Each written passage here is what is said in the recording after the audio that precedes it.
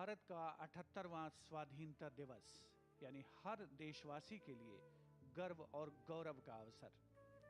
यहाँ उपस्थित हर व्यक्ति के चेहरे पर उल्लास साफ पढ़ा जा सकता है। हर कोई देश की आजादी के इस महोत्सव से जुड़कर खुद को गौरवान्वित महसूस कर रहा है। पिछले वर्षों में लगभग हर क्षेत्र में हमारे देश ने उल्लेखनीय प्रगति की है, जिसकी परिणति को विकसित भारत के संकल्प के तौर पर देखा जा रहा है। आज भारत एक नई करवट ले रहा है। देश में जो बदलाव हुए हैं वो अपने आप में नए हैं, अनुपम हैं, अनूठे हैं। ये पॉजिटिव चेंज है और इसीलिए समाज का सबसे कमजोर तबके का आदमी भी खुद में बदलाव महसूस कर रहा है। As we are celebrating India's extraordinary journey from a newly liberated nation to a global powerhouse, we must highlight our areas of development. Our economic growth has been remarkable, evolving from a focus on self-sufficiency to becoming one of the world's largest economies. In technology and innovation, India stands out with its thriving IT sector and groundbreaking advancements. Our achievements in space exploration, including the Mars Orbiter mission and Chandrayaan missions, underscore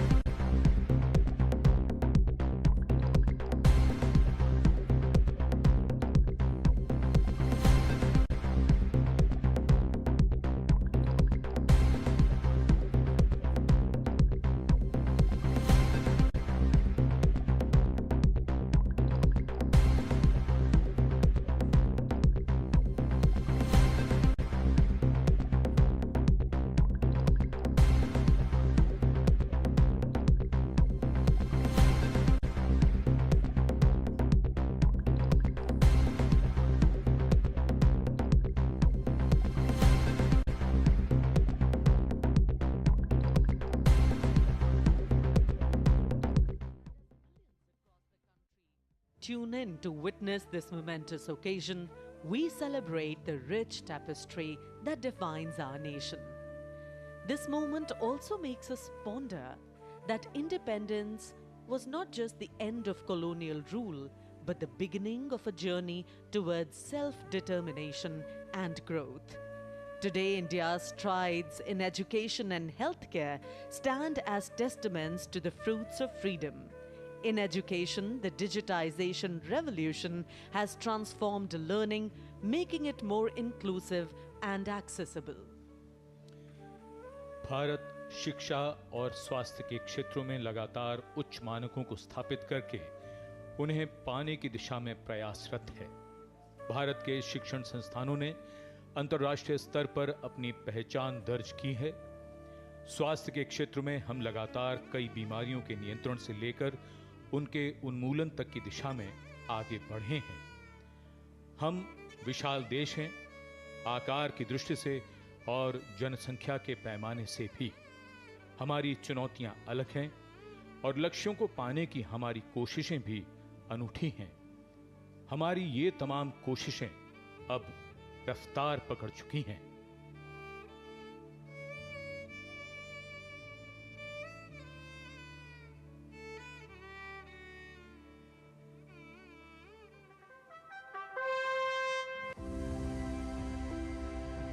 सपनों को साकार करने और प्रगति को रफ्तार देने का मुख्य आधार है शिक्षा।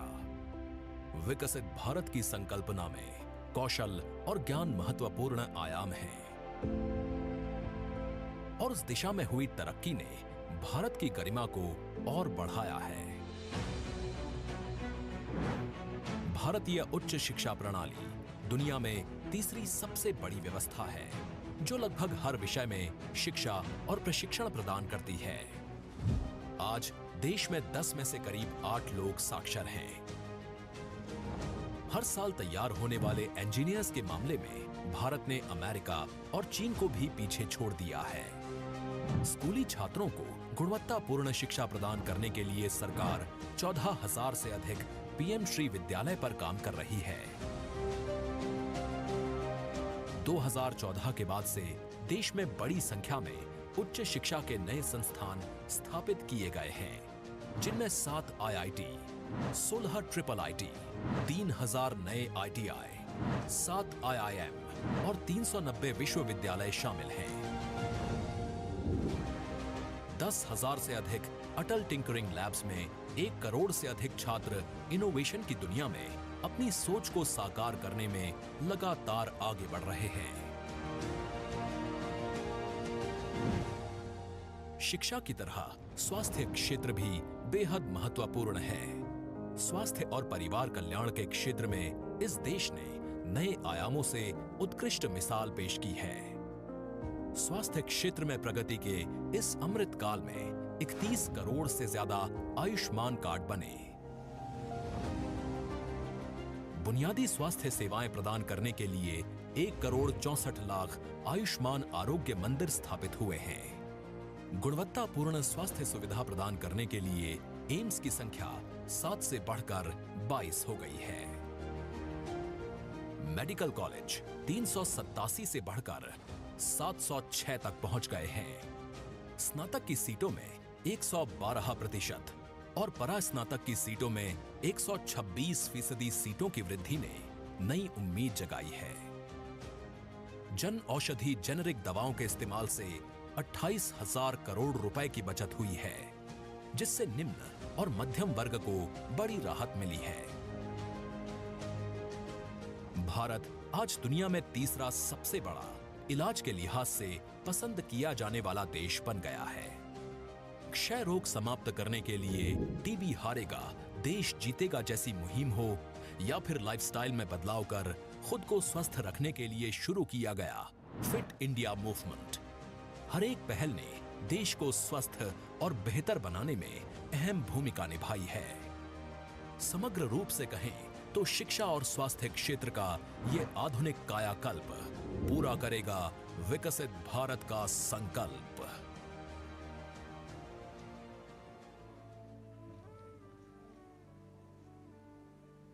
किसी भी देश की प्रगति की सही पहचान होती है शिक्षा और स्वास्थ्य के क्षेत्र में हुई प्रगति से।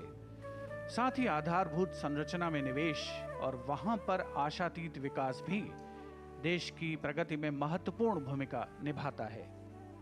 उभरते भारत की प्रगति के साक्षी रहे देशवासियों को इस बात का बखूबी एहसास है कि यहां तक का सफर तय करना आसान नहीं था, लेकिन कुछ बेहतर करने के संकल्प की ही ये जीत है कि आज हमारा देश हर क्षेत्र में प्रगति और विकास के नए आयाम लिख रहा है और आधारभूत संरचना में निवेश को भी समुचित प्रोत्साहन मिल रहा है। As a cross section of the audience would clearly show, India is a young country with an old civilization. Today, with the largest aggregate of young people in the world, India is seen as a vibrant democracy with a robust economy, well positioned to reap a demographic dividend. Young India is aspirational, aware, and alive to its dreams and ambitions. And today, as we celebrate our freedom and independence as a nation, we need to foreground the importance of interdependence as a people. An excited crowd awaiting for the festivities of celebration to begin with the Prime Minister's arrival. Prosperity, growth and advancement in silos, we all know, is self-limiting, and we are all deeply interlinked socially, physically and economically. Progress and development have to reflect in all sections and strata to make it sustainable for India, ensuring that it remains one of the fastest growing economies of the world.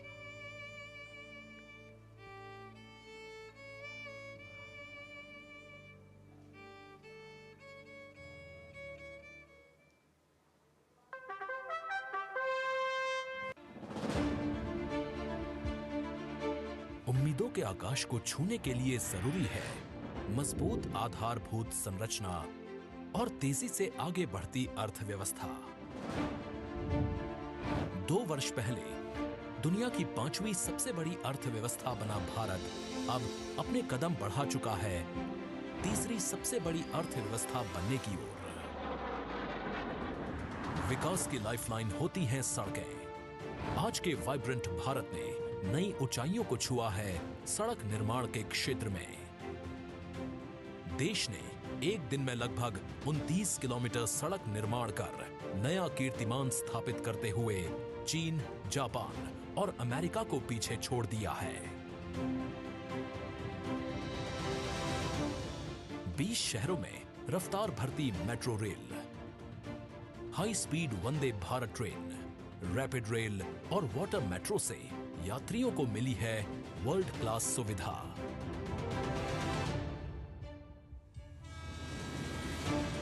Rail network के लिहाज से दुनिया का चौथा सबसे बड़ा देश है Bharat.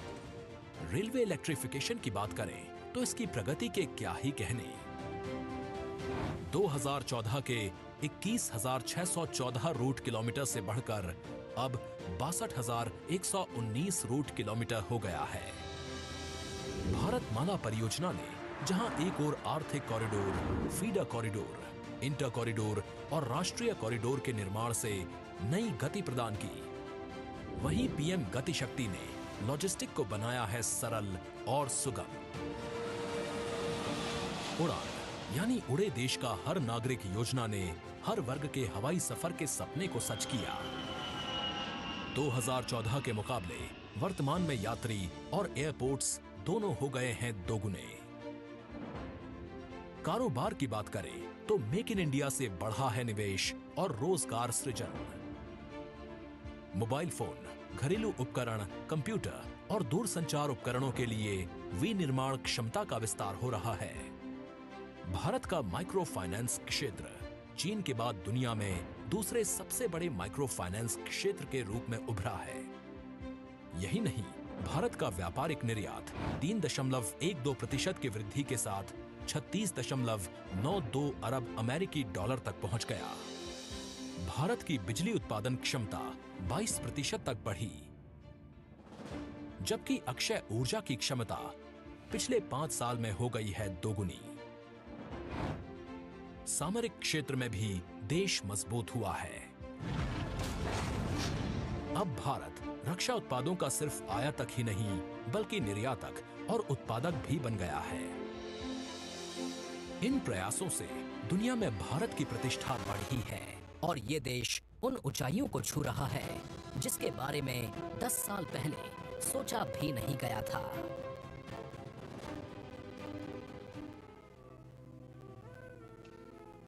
In fact, today's celebrations would really never be complete without the participation of these young school children that we have present here across the ramparts.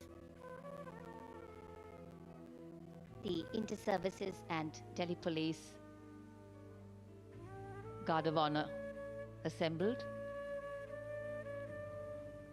The crowd visibly anticipative. The sun seems to have taken a back seat and the cloud cover providing protection in this heat. It's a humid day and of course there's a slight gentle breeze which is making the humidity bearable.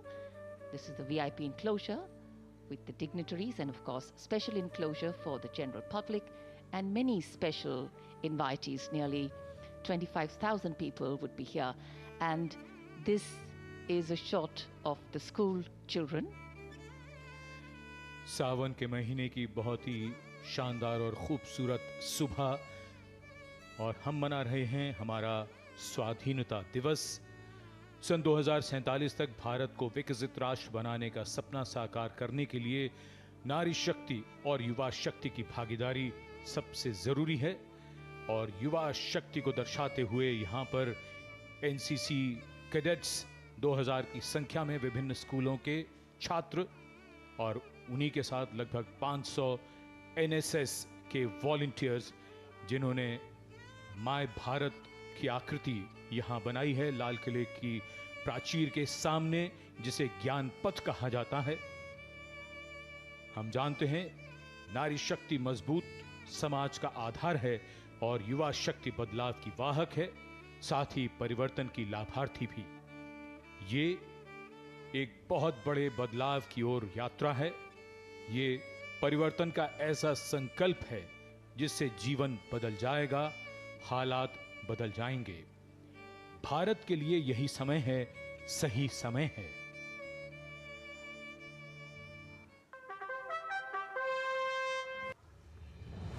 एक परिवार के विकास की बात हो या देश की प्रगति की, महिलाओं ने हर जगह खुद को साबित किया है। आज नारी नई ऊंचाइयों को छू रही है। थल, जल, नभ और अंतरिक्ष तक हर क्षेत्र में नारी शक्ति देश का परचम लहरा रही है। बेटी बचाओ बेटी पढ़ाओ पहल की सफलता हो या लोकतंत्र में महिलाओं की 33% भागीदारी सुनिश्चित करना, लैंगिक न्याय की अवधारणा या फिर 3 तलाक से मुक्ति, ये ऐसे कदम हैं जिससे नारी का सम्मान, सुरक्षा और समावेशी विकास राष्ट्र निर्माण में एक नए आयाम जोड़ रहे हैं। 11 करोड़ शौचालयों का निर्माण दूर दराज के गांव देहात में भी महिलाओं की गरिमा की रक्षा करने की प्रतिबद्धता को दर्शाता है। जन औषधि केंद्रों में 1 रुपए की दर से 27 करोड़ से अधिक सैनिटरी पैड उपलब्ध कराना कमजोर तबकों की महिलाओं के स्वास्थ्य के लिए सुनहरी उपलब्धि है। गर्भवती माताओं के पोषण के लिए 6,000 रुपए प्रदान करना और मातृत्व अवकाश की अवधि 26 सप्ताह करना, ये सभी बदलाव नए भी हैं और प्रभावी भी। रसोई घर को धुआं मुक्त कर 10 करोड़ से अधिक महिलाओं के सपनों को उड़ान मिली है। कृषि क्षेत्र में ड्रोन दीदी नई तकनीक के माध्यम से परिवर्तन की साक्षी बन रही हैं। आज साइंस, तकनीकी, इंजीनियरिंग और मैथमेटिक्स ग्रेजुएट्स में 43% महिलाएं हैं, जो कई विकसित देशों से कहीं आगे हैं। डिफेंस में महिलाओं को स्थायी कमीशन देना हो या दुनिया के सबसे ऊंचे युद्ध क्षेत्र सियाचिन ग्लेशियर में महिला सैनिकों की तैनाती, ये देश नित्य नए आयाम गढ़ रहा है। भारत दुनिया का सबसे युवा देश है और इस युवा शक्ति के लिए अवसरों का नया क्षितिज खुल रहा है।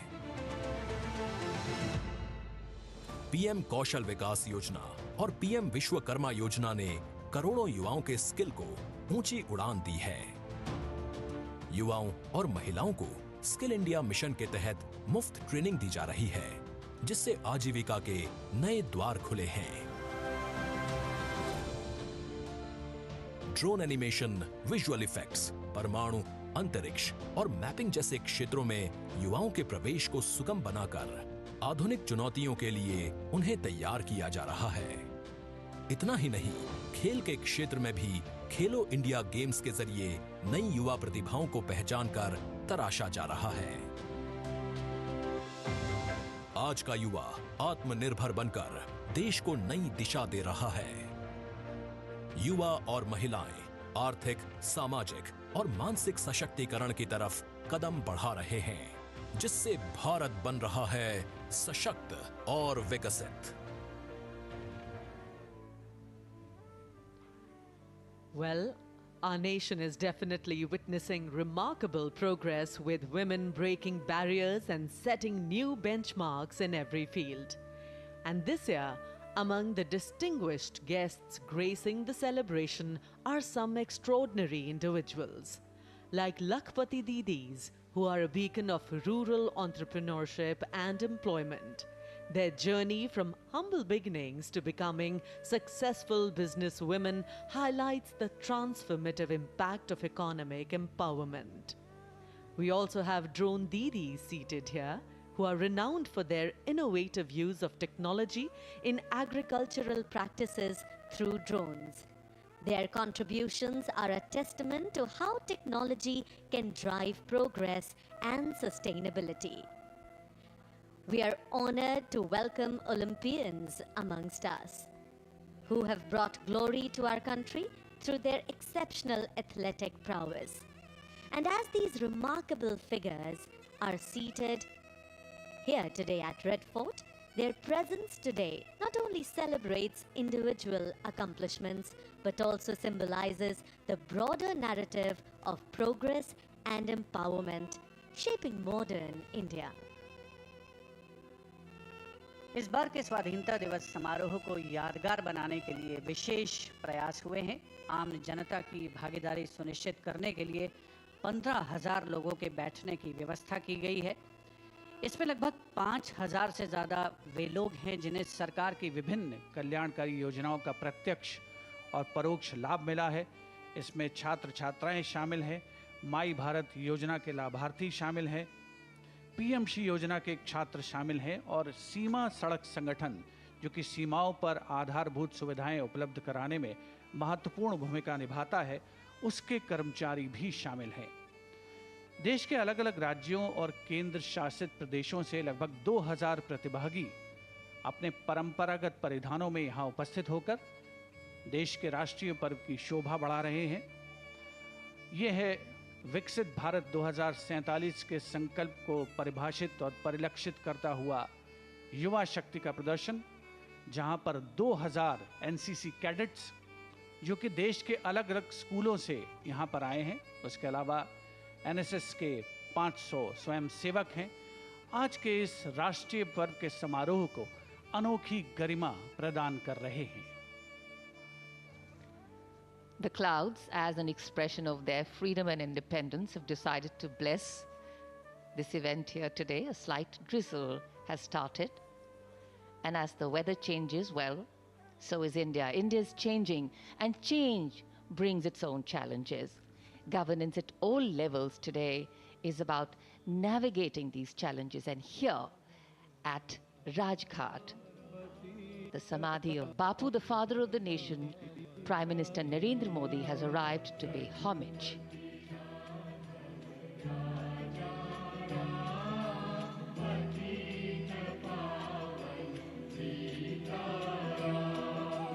Sita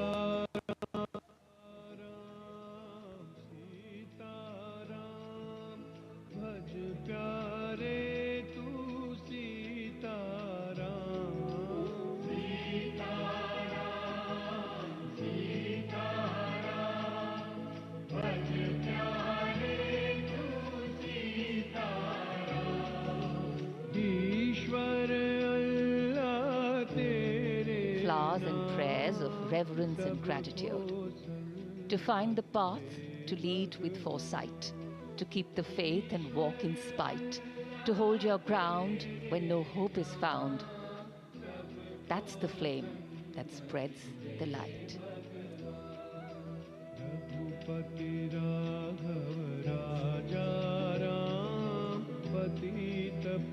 Bapu's legacy lives strong. The Prime Minister will now move towards Red Fort for the flag hoisting and address to the nation. राष्ट्र का बापू को नमन और समस्त राष्ट्र की ओर से बापू को श्रद्धा सुमन अर्पित करने के बाद माननीय प्रधानमंत्री अब लाल किले की ओर प्रस्थान कर रहे हैं। जो दर्शक दिल्ली के भूगोल से परिचित नहीं हैं उनके लिए बता दें कि ये दोनों ही स्थान यमुना के किनारे एक दूसरे के निकट हैं। कुछ ही देर में माननीय प्रधानमंत्री का लाल किले पर आगमन होगा।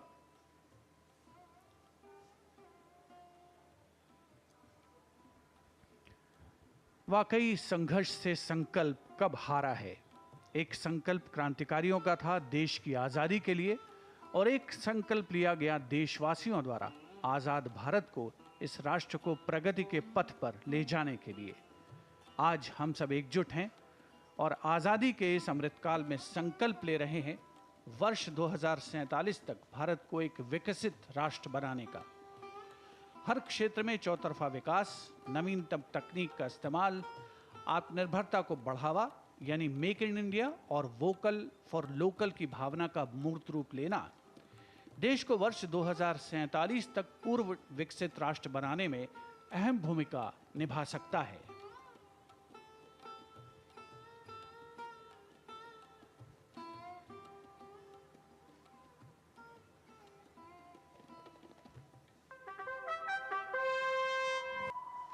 भारत अपनी क्षमताओं के प्रति आश्वस्त होकर भविष्य की ओर तेजी से आगे बढ़ रहा है। 2047 में जब आजादी के 100 वर्ष पूरे होंगे तो मौजूदा मोदी सरकार की संकल्पना है विकसित भारत की। विकसित भारत यानी परिस्थितियों से सामंजस्य स्थापित करते हुए एक समृद्ध राष्ट्र का निर्माण करना।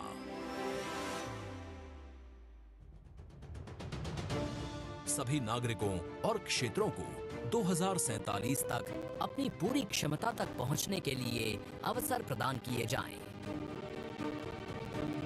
जो भारत की आजादी के 100 वर्ष पूरे होने का प्रतीक होगा।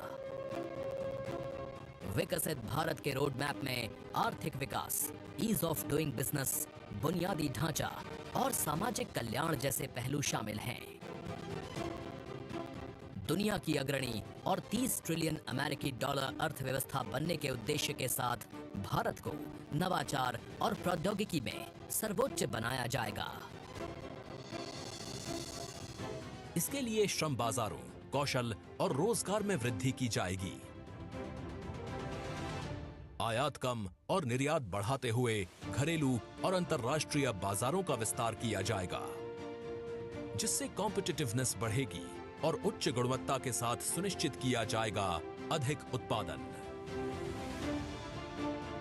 गरीबों और हाशिए पर रह रहे लोगों को मुख्य धारा के साथ जोड़ने और स्वास्थ्य और शिक्षा जैसी मूलभूत सुविधाएं प्रदान कर उनका सशक्तिकरण सुनिश्चित किया जाएगा।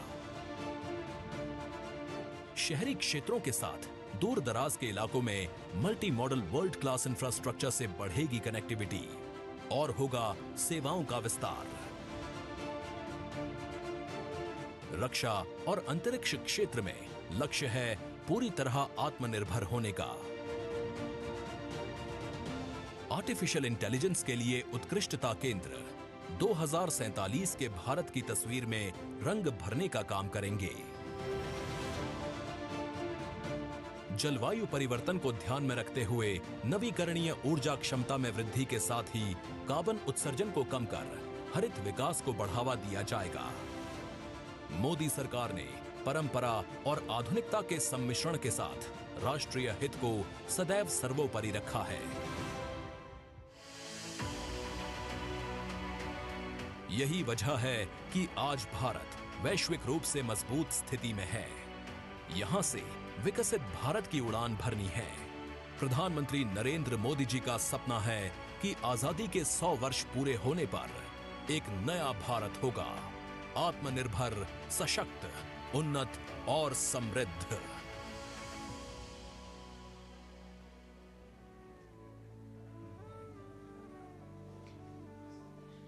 With centuries of history embedded in its walls, the Red Fort is a true example of architectural brilliance. Everybody now awaiting the arrival of Prime Minister. मुकदमा चलाया गया और बिगुल की आवाज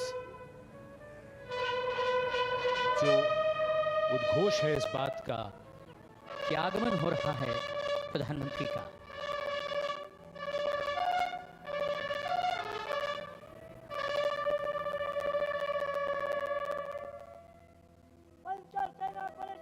इस पल की और इसी दृश्य की हम प्रतीक्षा कर रहे थे।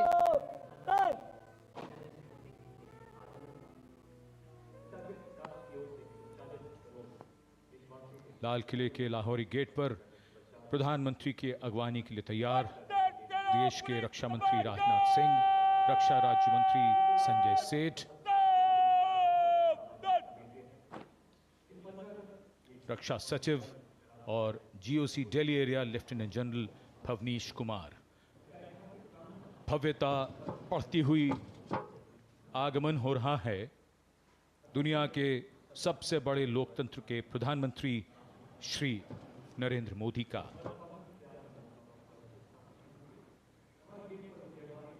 The National Flag Guard,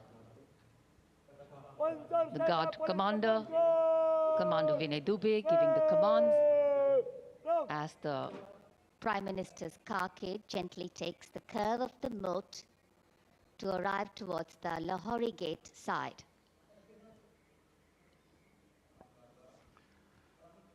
माननीय प्रधानमंत्री श्री नरेंद्र मोदी का आगमन हो रहा है। हमारे राष्ट्रीय पर्व 78वें स्वाधीनता दिवस समारोह के मुख्य आयोजन स्थल यानी ऐतिहासिक लाल किले की प्राचीर से, जहां से आज वे देश को संबोधित करेंगे।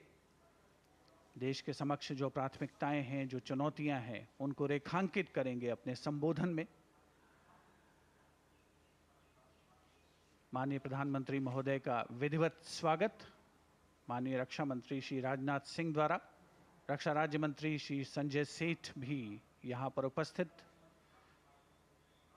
रक्षा सचिव Shri Giridhar Aramane, chief of defence staff general Anil Chauhan, थल सेना प्रमुख जनरल उपेंद्र द्विवेदी, नौसेना प्रमुख एडमिरल डी के त्रिपाठी और GOC Delhi area lieutenant general Bhavnish Kumar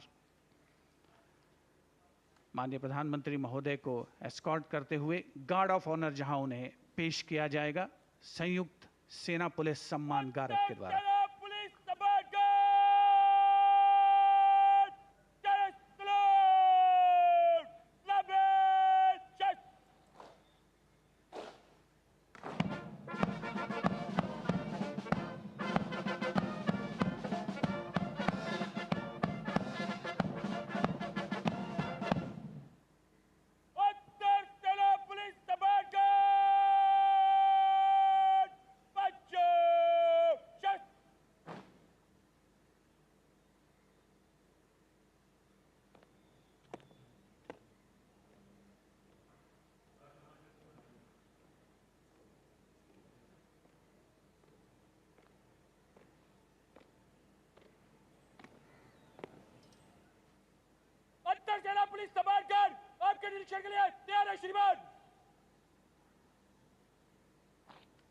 Commander Arun Kumar Mehta informing the Prime Minister that the Guard is ready for inspection and requesting him to do the inspection.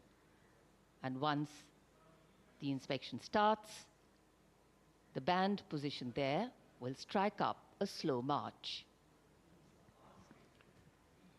प्रधानमंत्री को सलामी गारद देने वाले दस्ते में थल सेना, नौसेना और वायुसेना और दिल्ली पुलिस के एक अधिकारी और 24 जवान शामिल हैं।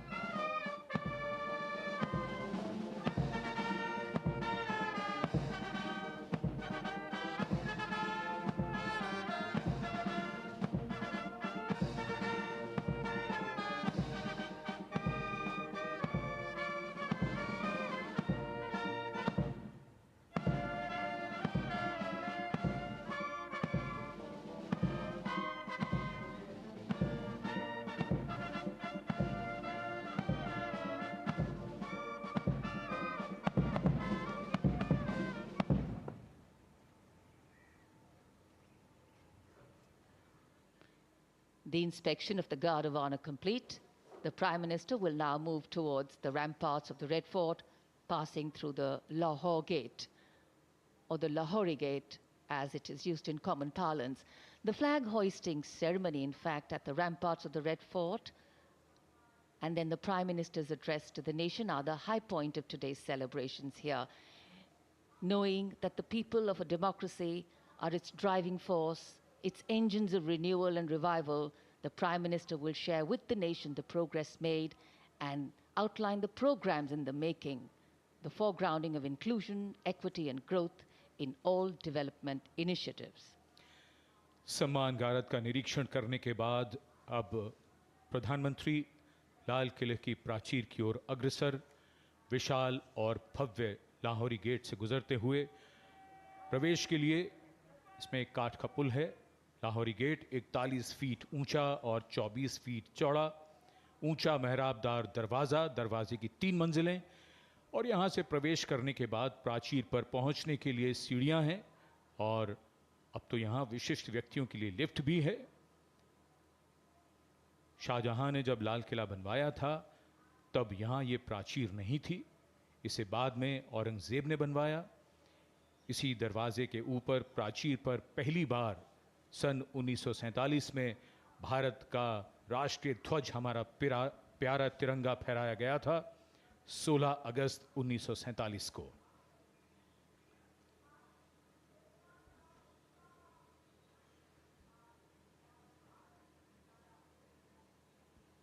The school children awaiting the arrival of the Prime Minister at the ramparts, and this is the first level of the ramparts.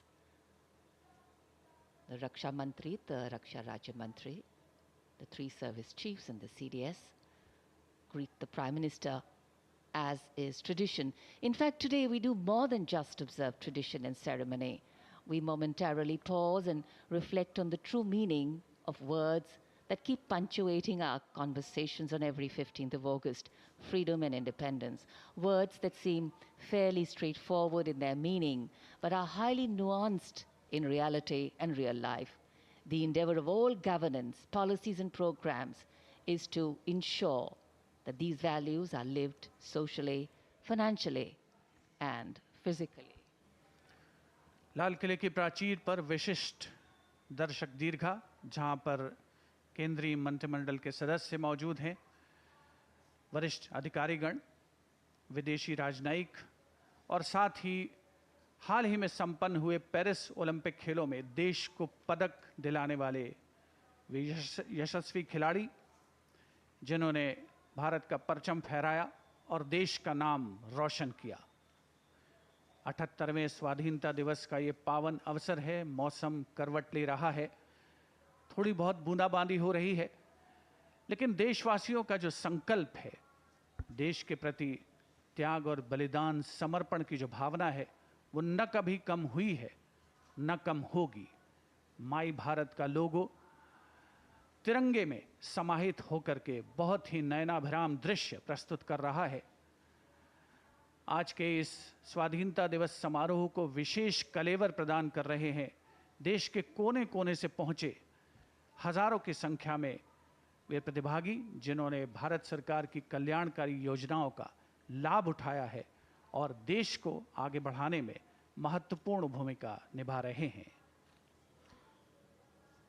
मौसम लगातार करवट बदलता हुआ आंख मिचौली सी चल रही है। बारिश कभी थम जाती है, फिर होने लगती है, और ऐसा तो हम सब मानते हैं कि शुभ अवसर पर बारिश अगर हो तो उसे और भी शुभ माना जाता है। भारत की भूमि ने सदैव वसुदैव कुटुंबकम का संदेश दिया है। लाल किले के सामने का पूरा इलाका सर्वधर्म समभाव की शानदार तस्वीर पेश करता है। ठीक सामने बाईं ओर श्री दिगंबर जैन लाल मंदिर जी है। इसी में पक्षियों का एक चिकित्सालय भी है। इसके आगे प्राचीन गौरी शंकर मंदिर। हम सब जानते हैं कि सावन के महीने में श्रद्धालु यहां विशेष तौर पर उमड़ते हैं। गुरुद्वारा सीसगंज साहिब, त्याग और बलिदान की तस्वीर।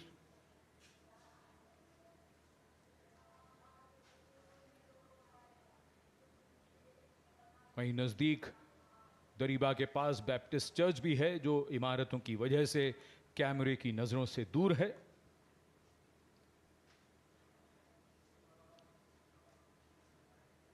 लाल किले के सामने चांदनी चौक के आखिरी छोर पर फतेहपुरी मस्जिद,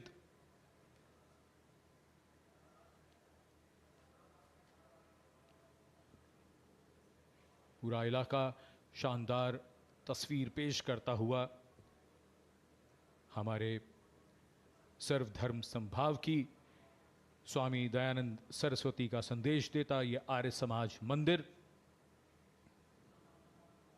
और लाल किले के बाईं ओर भोजला पहाड़ी पर बनी जामा मस्जिद। सारे जहां से अच्छा हिंदुस्तान हमारा।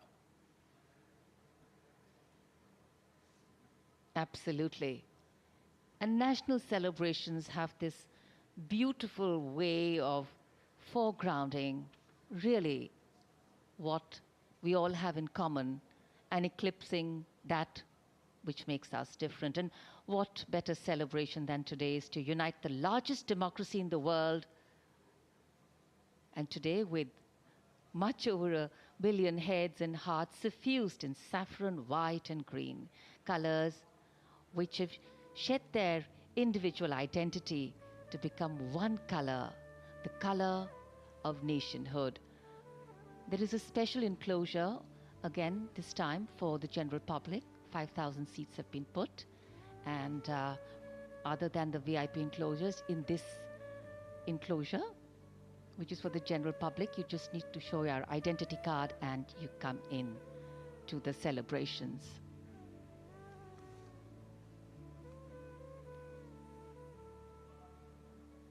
Well, as we said, freedom has many forms of expression, and yes, the weather is one of them.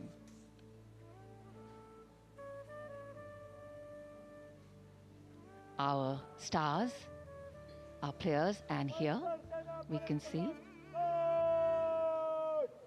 the arrival of Prime Minister Narendra Modi at the dais.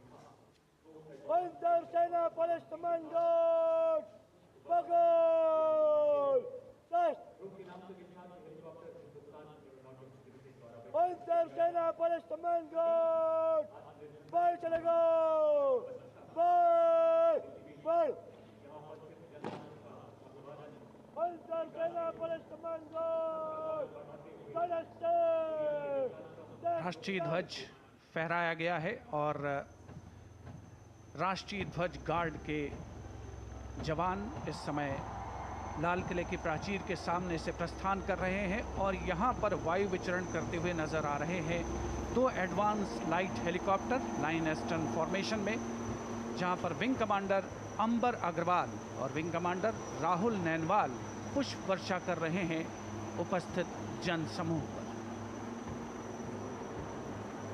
मन में फूल खिल रहे हैं और आकाश से भी पुष्प वर्षा हो रही है और भारत मना रहा है अपना स्वाधीनता दिवस। उत्सुकता बढ़ती हुई उस अवसर के लिए जिसकी प्रतीक्षा वर्ष भर रहती है। As freedom reigns supreme, well, so does the rain and so do the flowers. National Flag Guard marching off, away. They'll come back towards the closure of the program.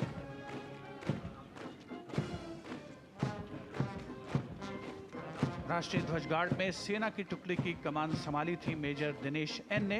नौसेना की टुकड़ी की कमान संभाल रहे थे लेफ्टिनेंट कमांडर सचिन धनखड़ और वायुसेना की टुकड़ी की कमान संभाली स्क्वाड्रन लीडर CS श्रवण देवैया ने।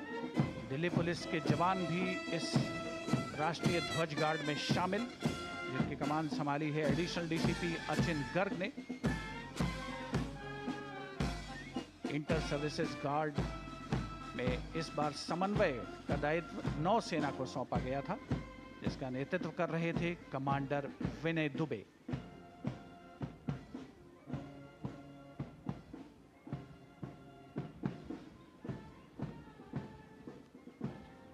उपस्थित जनसमूह प्रसन्न है, आह्लादित है और प्रतीक्षारत माननीय प्रधानमंत्री महोदय के संबोधन की।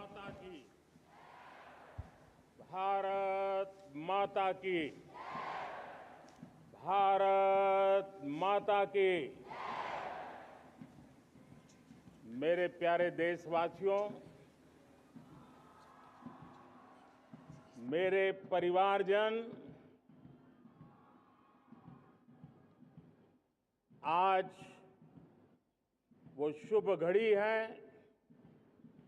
जब हम देश के लिए मर मिटने वाले, देश की आजादी के लिए अपना जीवन समर्पित करने वाले, आजीवन संघर्ष करने वाले, फांसी के तख्त पर चढ़कर के भारत मां की जय के नारे लगाने वाले अनगिनत आजादी के दीवानों को नमन करने का ये पर्व है, उनका पुण्य स्मरण करने का पर्व है। आजादी के दीवानों ने आज हमें आजादी के इस पर्व में स्वतंत्रता की सांस लेने के लिए सौभाग्य दिया है। यह देश उनका ऋणी है। ऐसे हर महापुरुष के प्रति हम अपना श्रद्धा भाव व्यक्त करते हैं। मेरे प्यारे देशवासियों, आज जो महानुभाव राष्ट्र रक्षा के लिए और राष्ट्र निर्माण के लिए पूरी लगन से, पूरी प्रतिबद्धता के साथ देश की रक्षा भी कर रहे हैं, देश को नई ऊंचाई पर ले जाने का प्रयास भी कर रहे हैं। चाहे वो हमारा किसान हो, हमारा जवान हो, हमारे नौजवानों का हौसला हो, हमारी माताओं बहनों का योगदान हो, दलित हो, पीड़ित हो, शोषित हो, वंचित हो, अभावों के बीच भी स्वतंत्रता के प्रति उसकी निष्ठा, लोकतंत्र के प्रति उसकी श्रद्धा, ये पूरे विश्व के लिए एक प्रेरक घटना है। मैं आज ऐसे सभी को आदरपूर्वक नमन करता हूं। प्यारे देशवासियों,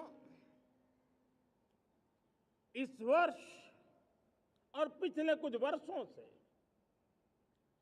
प्राकृतिक आपदा के कारण हम सबकी चिंता बढ़ती चली जा रही है। प्राकृतिक आपदा में अनेक लोगों ने अपने परिवारजन खोए हैं, संपत्ति खोई है, राष्ट्र ने भी पारावार नुकसान भोगा है। मैं आज उन सब के प्रति अपनी संवेदना व्यक्त करता हूं और मैं उन्हें विश्वास दिलाता हूं कि यह देश इस संकट की घड़ी में उन सब के साथ खड़ा है। मेरे प्यारे देशवासियों, हम जरा आजादी के पहले के वो दिन याद करें। सैकड़ों साल की गुलामी, हर कालखंड संघर्ष का रहा। युवा हो, बुजुर्ग हो, किसान हो, महिला हो, आदिवासी हो, उन्होंने गुलामी के खिलाफ जंग लड़ते रहे, अविरत जंग लड़ते रहे। इतिहास गवाह है कि 1857 के स्वातंत्र संग्राम जिसको हम याद करते हैं, उसके पूर्व भी हमारे देश के कई आदिवासी क्षेत्र थे जहां आजादी का जंग लड़ा जाता था। साथियों, गुलामी का इतना लंबा कालखंड,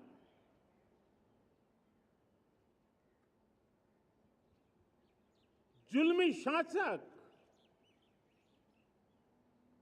अपरंपार यातनाएं, सामान्य से सामान्य मानवीयों का विश्वास तोड़ने की हर तरकीब है। उसके बावजूद भी उस समय की जनसंख्या के हिसाब से करीब 40 करोड़ देशवासी आजादी के पूर्व 40 करोड़ देशवासियों ने वो जज्बा दिखाया, वो सामर्थ्य दिखाया, वो एक सपना लेकर के चले, एक संकल्प लेकर के चलते रहे, जूझते रहे। एक ही स्वर था, वंदे मातरम। एक ही सपना था, भारत की आजादी का। 40 करोड़ देशवासियों ने, और हमें गर्व है कि हमारी रगों में उन्हीं का खून है। वो हमारे पूर्वज थे। सिर्फ 40 करोड़ लोगों ने दुनिया की महासत्ता को उखाड़ करके फेंक दिया था, गुलामी की जंजीरों को तोड़ दिया था। अगर हमारे पूर्वज, जिनका खून हमारी रगों में है, आज हम तो 140 करोड़ है। अगर 40 करोड़ गुलामी की बेड़ियों को तोड़ सकते हैं, अगर 40 करोड़ आजादी के सपने को पूर्ण कर सकते हैं, आजादी लेकर के रह सकते हैं, तो 140 करोड़ देश के मेरे नागरिक, 140 करोड़ मेरे परिवारजन अगर संकल्प लेकर के चल पड़ते हैं, एक दिशा निर्धारित करके चल पड़ते हैं, कदम से कदम मिलाकर, कंधे से कंधा मिलाकर अगर चल पड़ते हैं, तो चुनौतियां कितनी भी क्यों ना हो, अभाव की मात्रा कितनी ही तीव्र क्यों ना हो, संसाधनों के लिए जूझने की नौबत हो तो भी हर चुनौती को पार करते हुए हम समृद्ध भारत बना सकते हैं। हम 2047 विकसित भारत का लक्ष्य प्राप्त कर सकते हैं। अगर 40 करोड़ देशवासी अपने पुरुषार्थ से, अपने समर्पण से, अपने त्याग से, अपने बलिदान से आजादी दे सकते हैं, आजाद भारत बना सकते हैं, तो 140 करोड़ देशवासी उसी भाव से समृद्ध भारत भी बना सकते हैं। साथियों, वो एक समय था जब लोग देश के लिए मरने के लिए प्रतिबद्ध थे और आजादी मिली थी। आज ये समय है देश के लिए जीने की प्रतिबद्धता का। अगर देश के लिए मरने की प्रतिबद्धता आजादी दिला सकती है, तो देश के लिए जीने की प्रतिबद्धता समृद्ध भारत भी बना सकती है।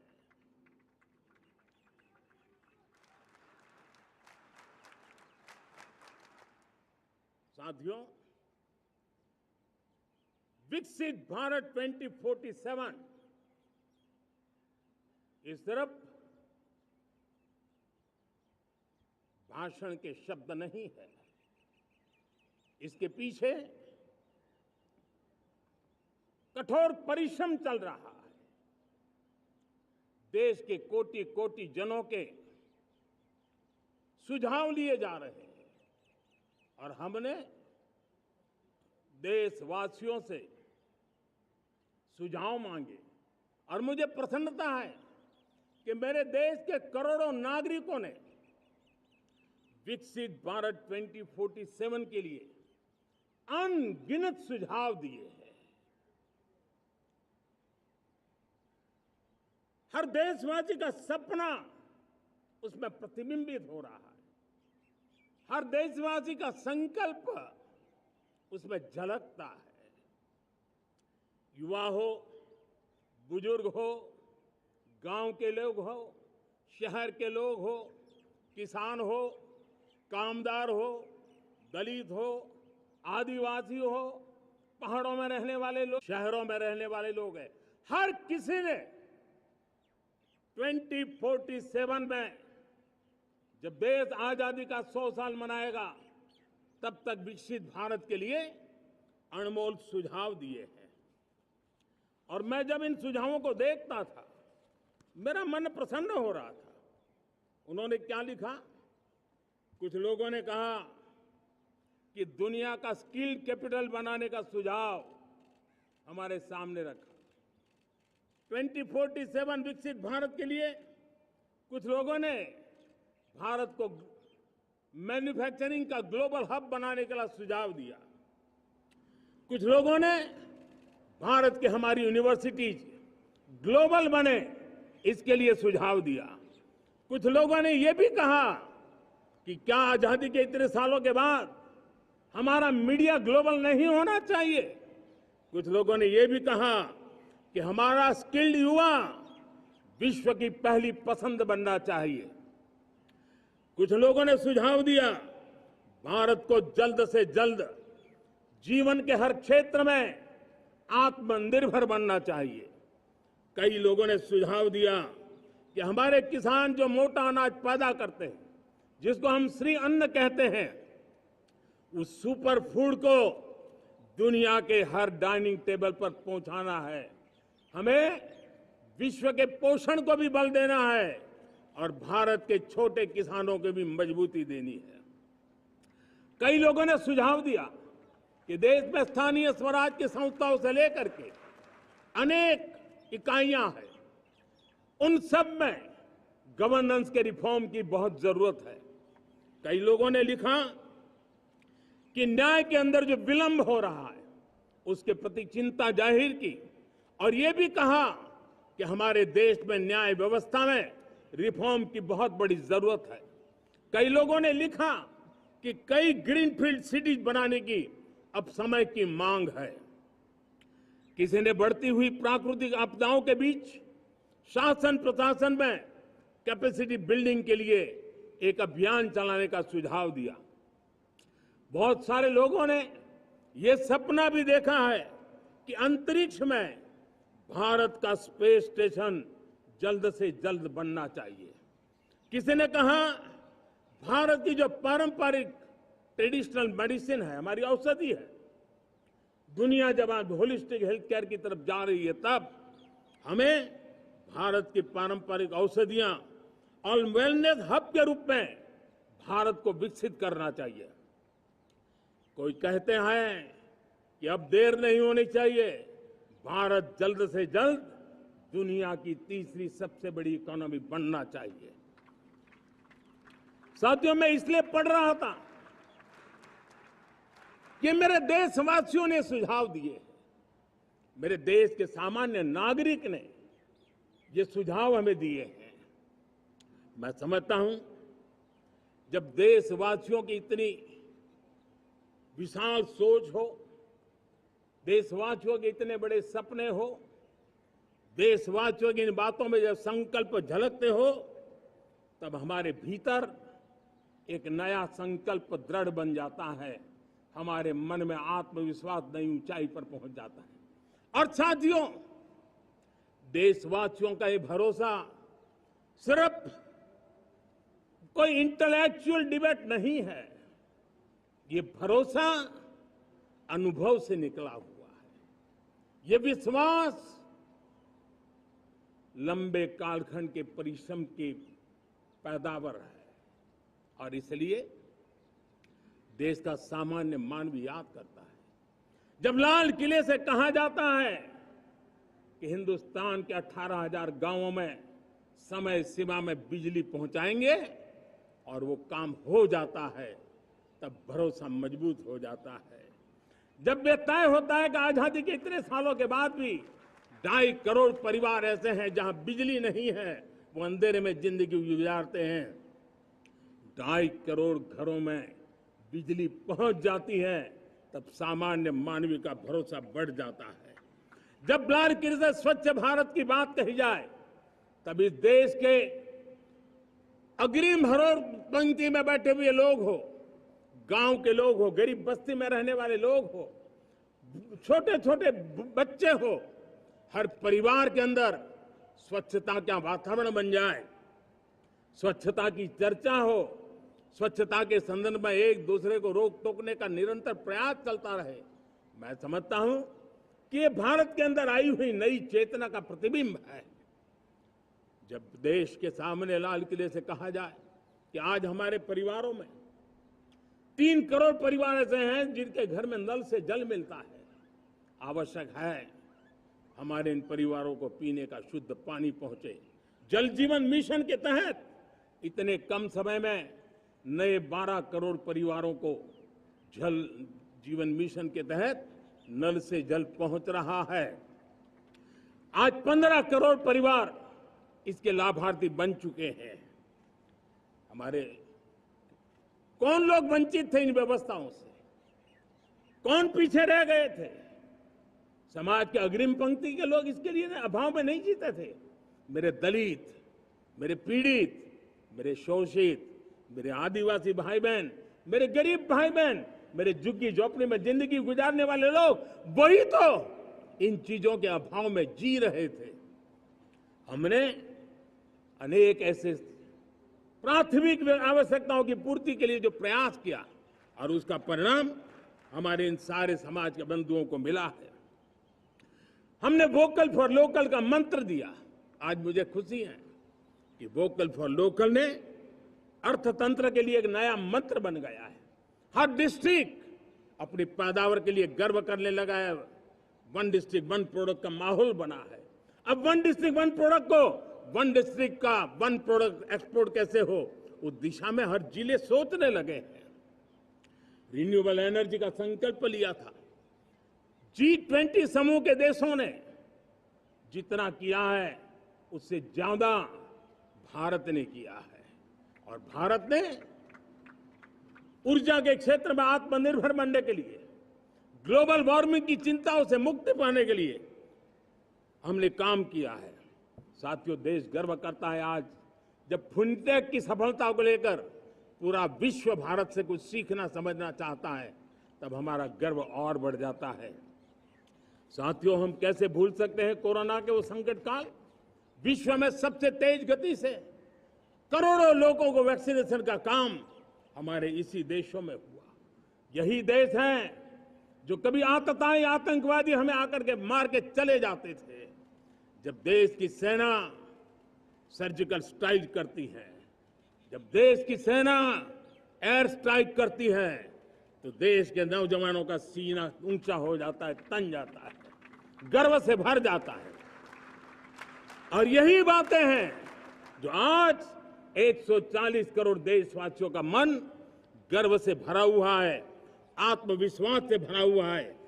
साथियों, इन सारी बातों के लिए एक सुविचारित प्रयास हुआ है। रिफॉर्म की परंपरा को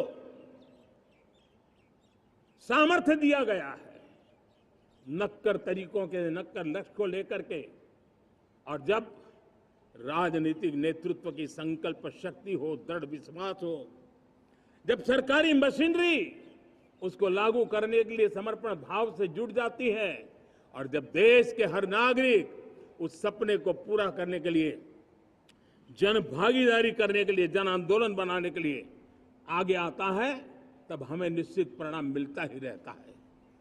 मेरे प्यारे देशवासियों, हम ये न भूलें कि इस देश उस परिस्थितियों से भी दशकों तक भी आजादी के बाद समय बिताया है, जब होती है, चलती है, अरे यार ये तो चलेगा, अरे हमें क्या मेहनत करने की जरूरत है, अरे मामला है अगली पीढ़ी दिखेगी, अरे हमको मौका मिला है यार, मौज कर लो, आगे वाला आगे का जाने, हमें क्या करना है, हम अपना समय निकाल दें। अरे नया करने जाओगे कोई बवाल उठ जाए, पता नहीं क्यों देश में स्टेटस को का माहौल बन गया था। जो है उसी से गुजारा कर लो, यही का माहौल बन गया था। और लोग तो कहते हैं अरे भाई छोड़ो, अब कुछ होने वाला नहीं है, चलो, ऐसा ही मन मर गया था। हमें इस मानसिकता को तोड़ना था, हमें विश्वास से भरना था, और हमने उस दिशा में प्रयास किया। कई लोग तो कहते थे अरे भाई अगली पीढ़ी के लिए काम हम अभी से क्यों करें, हम तो आज का देखें। लेकिन देश का सामान्य नागरिक ये नहीं चाहता, वो बदलाव के इंतजार में था, वो बदलाव चाहता था, उसकी ललक थी, लेकिन उसके सपनों को किसी ने तवज्जो नहीं दी, उसकी आशा आकांक्षाओं को, अपेक्षाओं को तवज्जो नहीं दी गई, और उसके कारण वो मुसीबतों को झेलते हुए गुजारा करता रहा, वो रिफॉर्म्स का इंतजार करता रहा। हमें जिम्मेदारी दी गई और हमने बड़े रिफॉर्म्स जमीन पर उतारे। गरीब हो, मिडिल क्लास हो, हमारे वंचित लोग हो, हमारी बढ़ती जाती शहरी आबादी हो, हमारे नौजवानों के सपने हो, संकल्प हो, आकांक्षाएं हो, उनके जीवन में बदलाव लाने के लिए रिफॉर्म का मार्ग हमने चुना। और मैं देशवासियों को विश्वास दिलाना चाहता हूं, रिफॉर्म के प्रति हमारी जो प्रतिबद्धता है वो पिंक पेपर के एडिटोरियल के लिए सीमित नहीं है। हमारे रिफॉर्म्स की ये प्रतिबद्धता है, वो 4 दिन की वाहवाही के लिए नहीं है। हमारी रिफॉर्म्स की प्रक्रिया किसी मजबूरी में नहीं है, देश को मजबूती देने के इरादे से है। और इसलिए मैं आज कह सकता हूं, रिफॉर्म का हमारा मार्ग एक प्रकार से ग्रोथ की ब्लूप्रिंट बनी हुई है। ये हमारा रिफॉर्म, ये ग्रोथ, ये बदलाव, ये सिर्फ डिबेट क्लब के लिए, इंटेलेक्चुअल सोसाइटी के लिए, एक्सपर्ट लोगों के लिए सिर्फ चर्चा का विषय नहीं है। साथियों, हमने राजनीतिक मजबूरी के कारण नहीं किया है। हम जो कुछ भी कर रहे हैं वो राजनीति का भागा गुणा करके नहीं सोचते हैं। हमारा एक ही संकल्प होता है, नेशन फर्स्ट, नेशन फर्स्ट, राष्ट्र हित सुप्रीम, ये मेरा भारत महान बने, इसी संकल्प को लेकर के हम कदम उठाते हैं। साथियों, जब रिफॉर्म की बात आती है, एक लंबा परिवेश है।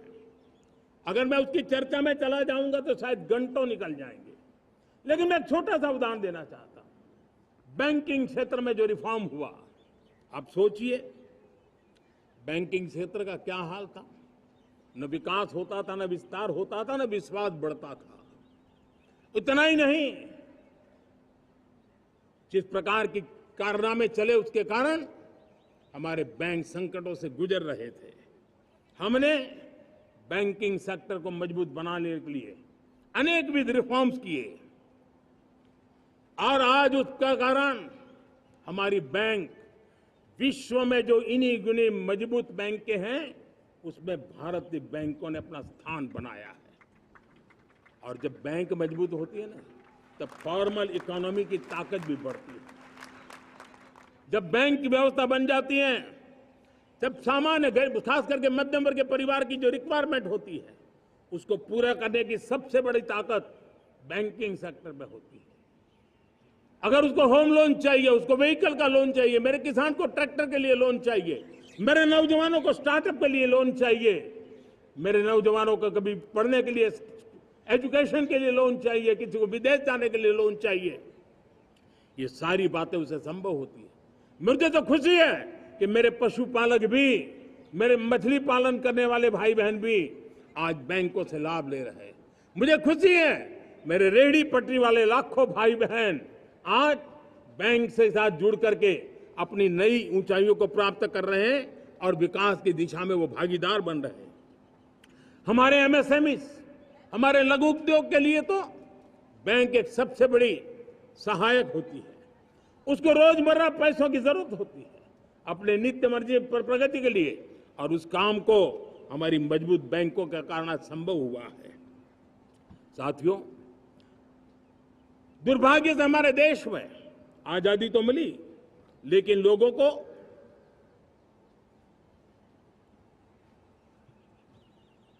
एक प्रकार से माई बाप कल्चर से गुजरना पड़ा।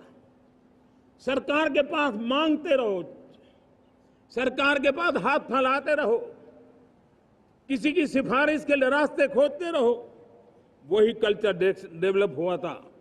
आज हमने गवर्नेंस के इस मॉडल को बदला है। आज सरकार खुद लाभार्थी हितार्थी के पास जाती है। आज सरकार खुद उसके घर गैस का चूल्हा पहुंचाती है। आज सरकार खुद उसके घर पानी पहुंचाती है।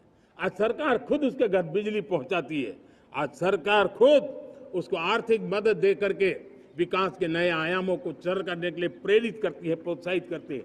आज सरकार खुद नौजवान के स्किल डेवलपमेंट के लिए अनेकविध कदम उठा रही है। साथियों, बड़े रिफॉर्म्स के लिए हमारी सरकार बहुत ही प्रतिबद्ध है और हम इसी के द्वारा देश में प्रगति की राह को चुनना चाहते हैं। साथियों, देश में नई व्यवस्थाएं बन रही है।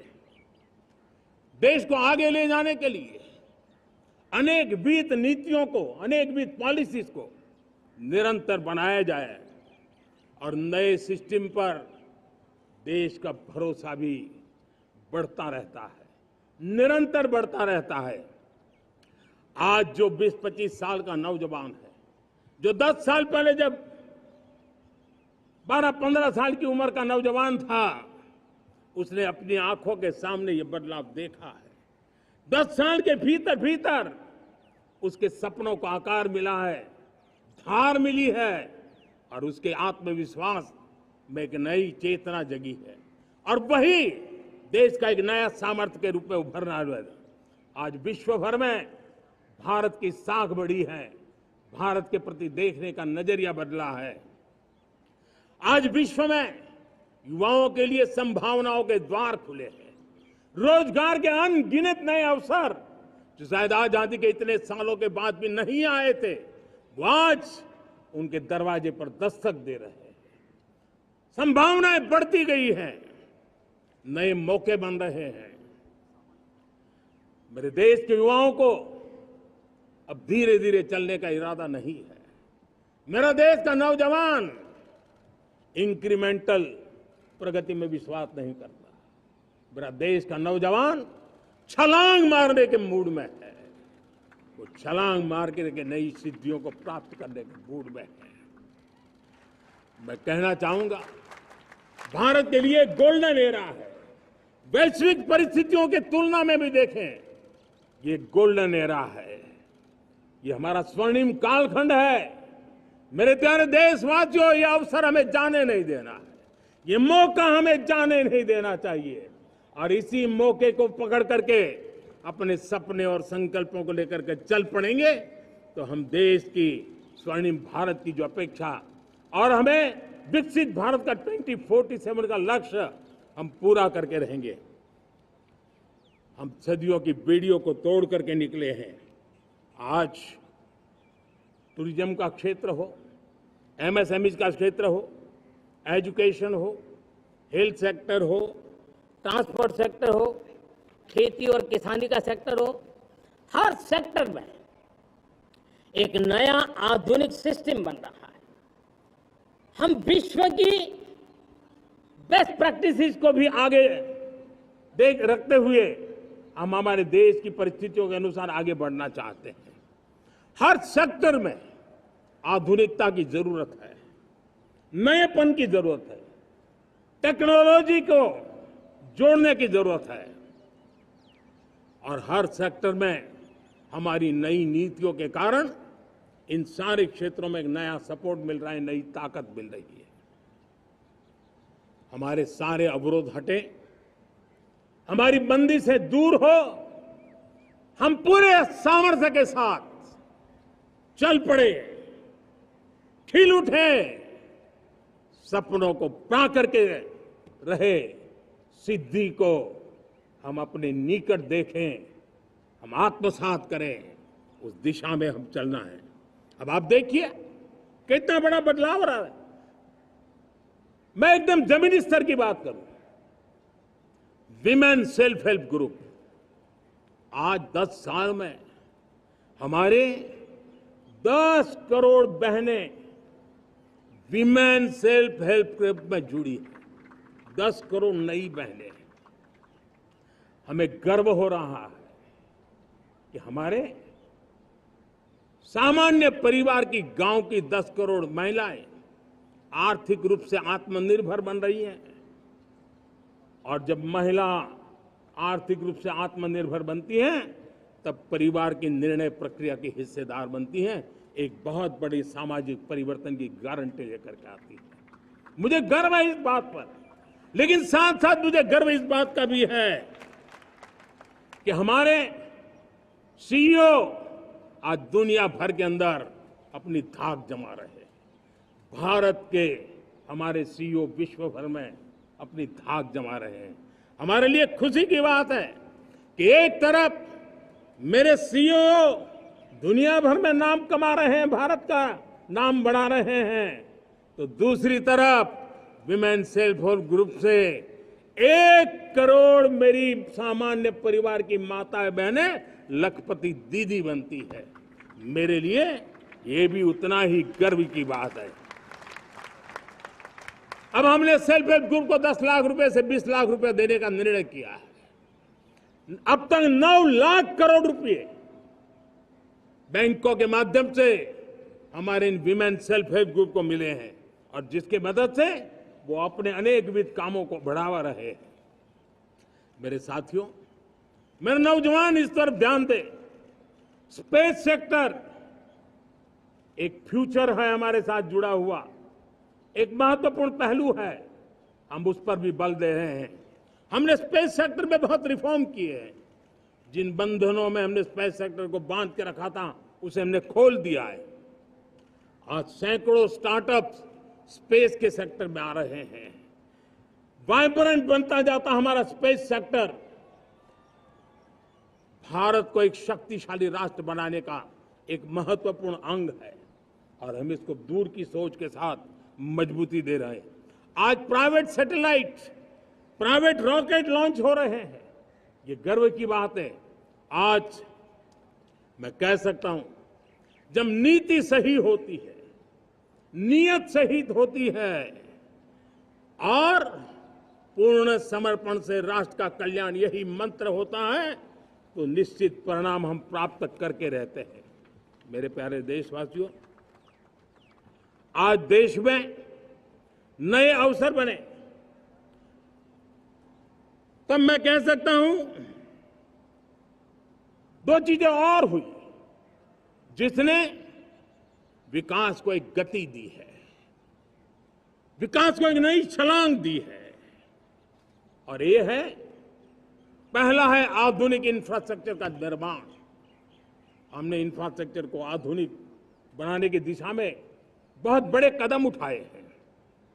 और दूसरी तरफ सामान्य मानवीय के जीवन में जो बाधाएं हैं, ईज ऑफ लिविंग का हमारा जो सपना है, उस पर भी हमने उतना ही बल दिया है। पिछले 1 दशक में अभूतपूर्व इंफ्रास्ट्रक्चर का विकास हुआ है। रेल हो, रोड हो, एयरपोर्ट हो, पोर्ट हो, ब्रॉडबैंड कनेक्टिविटी हो, गांव-गांव नए स्कूल बनाने की बात हो, जंगलों में स्कूल बनाने की बात हो, दूर सुदूर इलाकों में अस्पताल बनाने की बात हो, आरोग्य मंदिर बनाने की बात हो, मेडिकल कॉलेजों का काम हो, आयुष्मान आरोग्य मंदिरों का निर्माण चलता हो, 60,000 से ज्यादा अमृत सरोवर बने हो, 2 लाख पंचायतों तक ऑप्टिकल फाइबर नेटवर्क पहुंचा हो, नहरों का एक बहुत बड़ा जाल बिछाया जा रहा हो, 4 करोड़ पक्के घर बनना, गरीबों को एक नया आश्रय मिलना, 3 करोड़ नए घर बनाने के संकल्प के साथ आगे बढ़ने की हमारी कोशिश हो। हमारा पूर्वी भारत, नॉर्थ ईस्ट, उसका इलाका आज इंफ्रास्ट्रक्चर के लिए जाने जाना लगा है और हमने ये जो कायाकल्प किया है उसका सबसे बड़ा लाभ समाज के उन वर्गों तक हम पहुंचे हैं जब ग्रामीण सड़कें वहां बनी है जिनकी तरफ कोई देखता नहीं था, जिस इलाकों को नहीं देखता था, जिन गांवों को नहीं देखता था, दलित हो, पीड़ित हो, शोषित हो, वंचित हो, पिछड़े हो, आदिवासी हो, जंगल में रहने वाले हो, दूर सुदूर पहाड़ों में रहने वाले हो, सीमावर्ती स्थान पर रहने वाले हो, हमने उनकी आवश्यकता की पूर्ति की है। हमारे मछुआरे भाई बहनों की आवश्यकताओं को पूरा करना, हमारे पशुपालकों के जीवन को बदलना, एक प्रकार से सर्वांगीण विकास का प्रयास हमारी नीतियों में रहा, हमारी नीयत में रहा है, हमारे रिफॉर्म में रहा है, हमारे कार्यक्रमों में रहा है, हमारी कार्यशैली में रहा है। और उस सबसे बड़ा लाभ मेरे युवाओं को होता है। उनको नए नए अवसर मिलते हैं, नए नए क्षेत्र में कदम रखने का उसके लिए संभावनाएं बन जाती है और वही तो सबसे ज्यादा रोजगार दे रहा है और सबसे ज्यादा रोजगार प्राप्त करने का अवसर इन्हीं समय में उनको मिला है। हमारा जो मध्यम वर्गीय परिवार है, मध्यम वर्गीय परिवार को क्वालिटी ऑफ लाइफ वो स्वाभाविक उसकी अपेक्षा रहती है, वो देश के लिए बहुत देता है, तो देश का भी दायित्व है कि उसकी जो क्वालिटी ऑफ लाइफ पे जो उसकी अपेक्षाएं हैं, सरकार की कठिनाइयों से मुक्ति की उसकी जो अपेक्षाएं हैं, उसको पूर्ण करने के लिए हम निरंतर प्रयास करते हैं। और मैंने तो सपना देखा है कि 2047 जब विकसित भारत का सपना होगा तो उसकी एक इकाई ये भी होगी कि सामान्य मानव के जीवन में सरकार की दखलें कम हो, जहां सरकार की जरूरत हो वहां अभाव न हो और जहां सरकार की बेकारण प्रभाव भी न हो, इस प्रकार की व्यवस्था पर हम प्रतिबद्ध हैं। मेरे प्यारे देशवासियों, हम छोटी छोटी जरूरतों पर भी ध्यान देते हैं, हम छोटी छोटी आवश्यकताओं पर ध्यान देते हैं और उसको लेकर हम चलते हैं। चाहे हमारे गरीब का घर का चूल्हा जलता रहे, गरीब की मां को कभी आंसू पी करके सोना न पड़े, और इसके लिए मुफ्त इलाज की योजना हमारी चल रही है। बिजली, पानी, गैस अब सैचुरेशन के मूड पर है, और जब हम सैचुरेशन की बात करते हैं वो 100% होता है। जब सैचुरेशन होता है तो उसको जातिवाद का रंग नहीं लगता है, जब सैचुरेशन होता है तो उसमें पांथिकता का रंग नहीं लगता है, जब सैचुरेशन का मंत्र होता है तब सच्चे अर्थ में सबका साथ सबका विकास का मंत्र साकार होता है। लोगों के जीवन में सरकार की दखल कम हो, उस दिशा में हमने हजारों कंप्लायंसेस के लिए सरकार सामान्य मानवीय पर बोझ डालती थी, उन सारे कंप्लायंसेस को दूर किया। हमने देशवासियों के लिए 1,500 से ज्यादा कानूनों को खत्म कर दिया ताकि कानूनों की जंजाल के अंदर देशवासियों को फंसना न पड़े। हमने छोटी छोटी गलतियों के कारण ऐसे कानून बने थे उनको जेल में अंदर धकेल दिया जाए। हमने उन छोटे छोटे कारणों से जेल जाने के जो परंपराएं थी उन सारे कानूनों को नष्ट कर दिया और उसको कानूनों को जेल भेजने के प्रावधान को व्यवस्था से बाहर कर दिया है।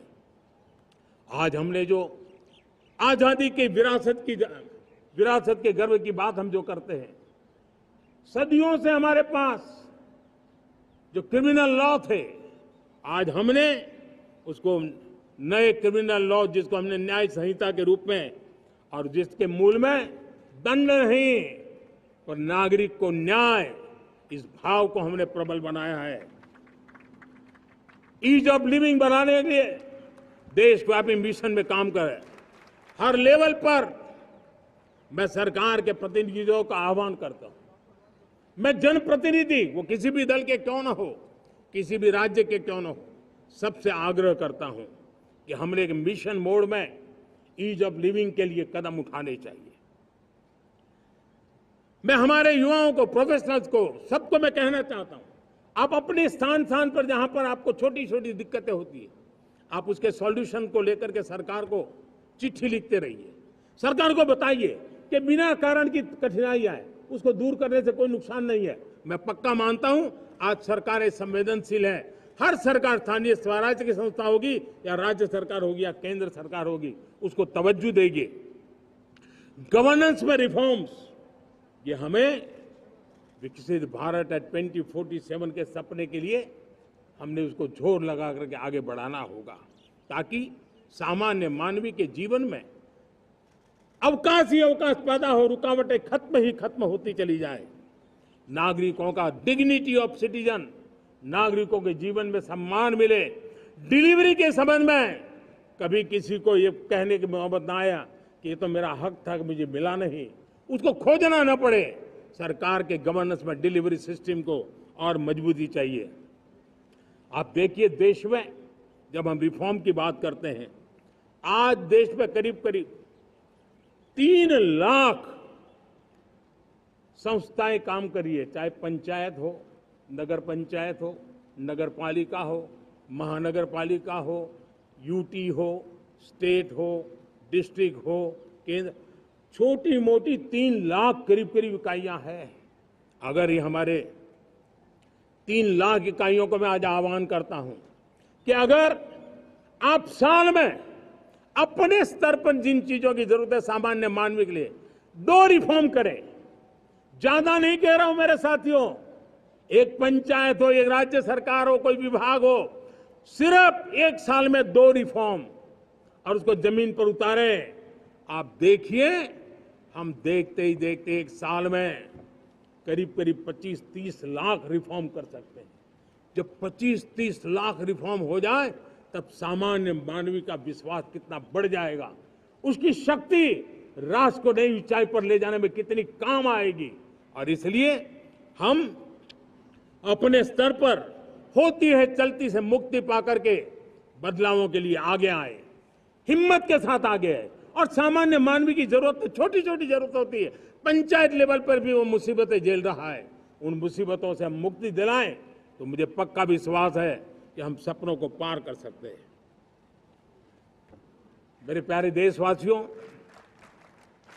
आज देश आकांक्षाओं से भरा हुआ है। हमारे देश का नौजवान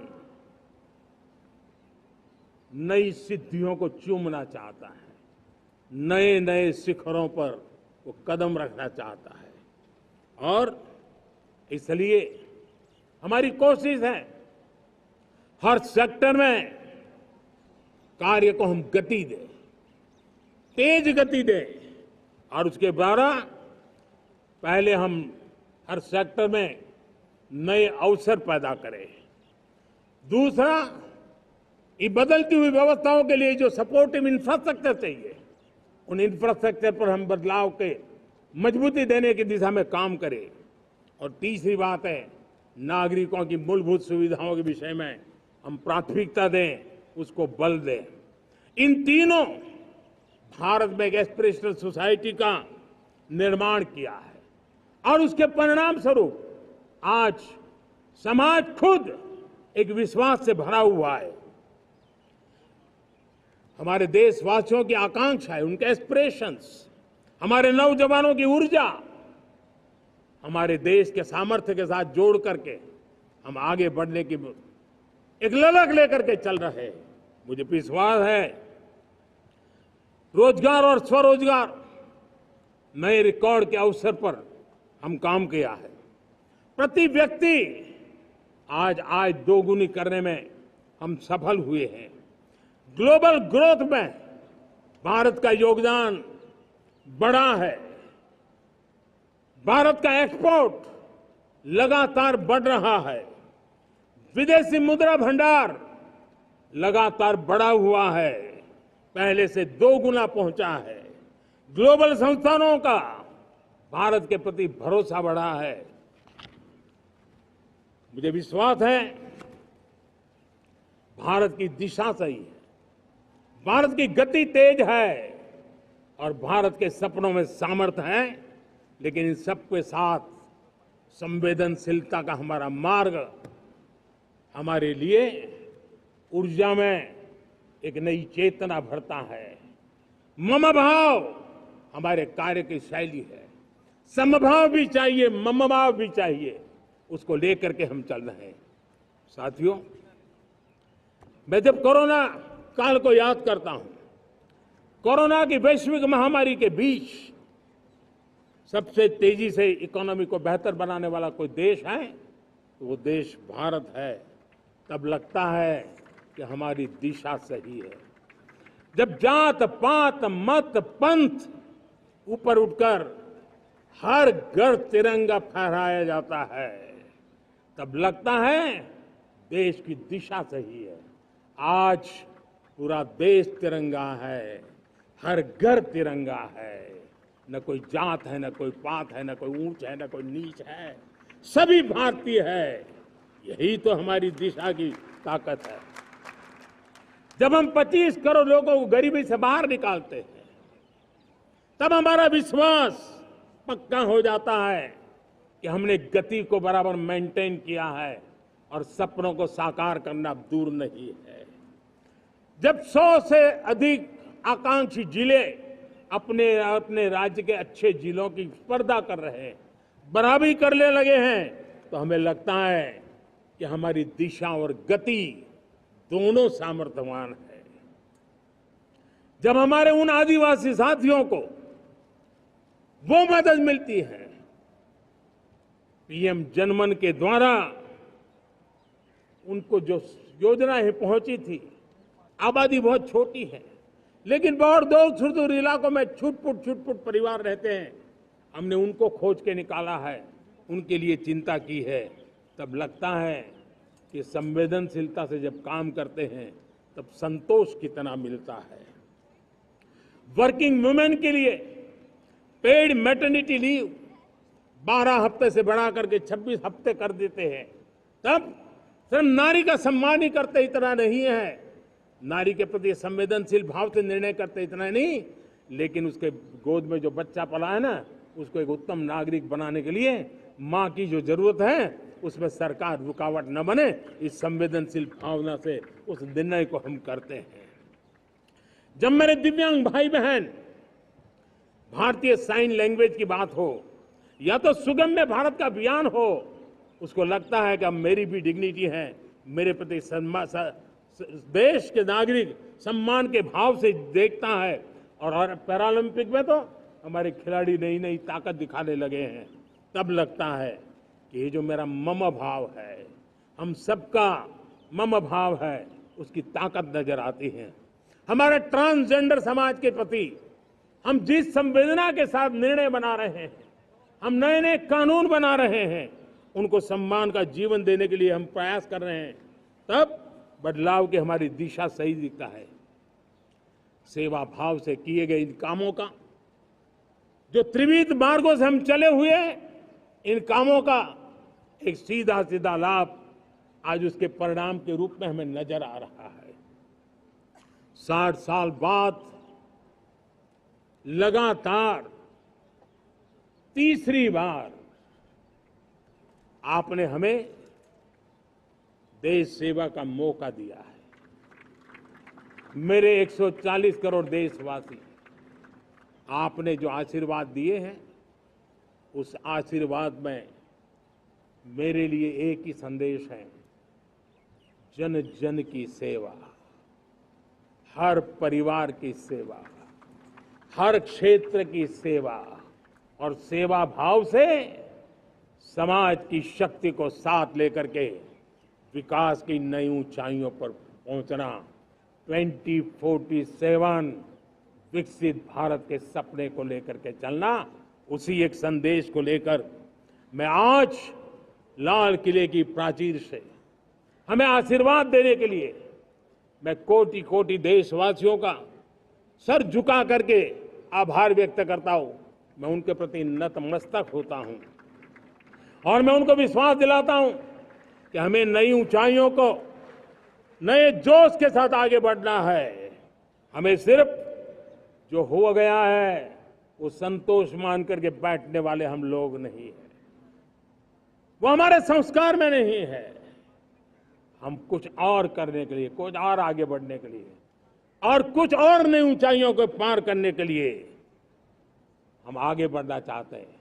विकास को, समृद्धि को, सपनों को साकार करने को, संकल्प को लिए जीवन खपाने को हम अपना स्वभाव बनाना चाहते हैं।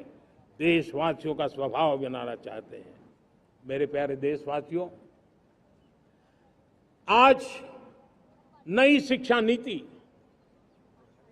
बहुत एक मात्रा में कई राज्यों ने उसको अच्छा इनिशिएटिव लिए हैं और उसके कारण आज एक 21वीं सदी के अनुरूप हमारी शिक्षा व्यवस्था को जो हम बल देना चाहते हैं और विकसित भारत के सपने के लिए जिस प्रकार से मानव समूह तैयार करना चाहते हैं, नई शिक्षा नीति बहुत बड़ी भूमिका अदा।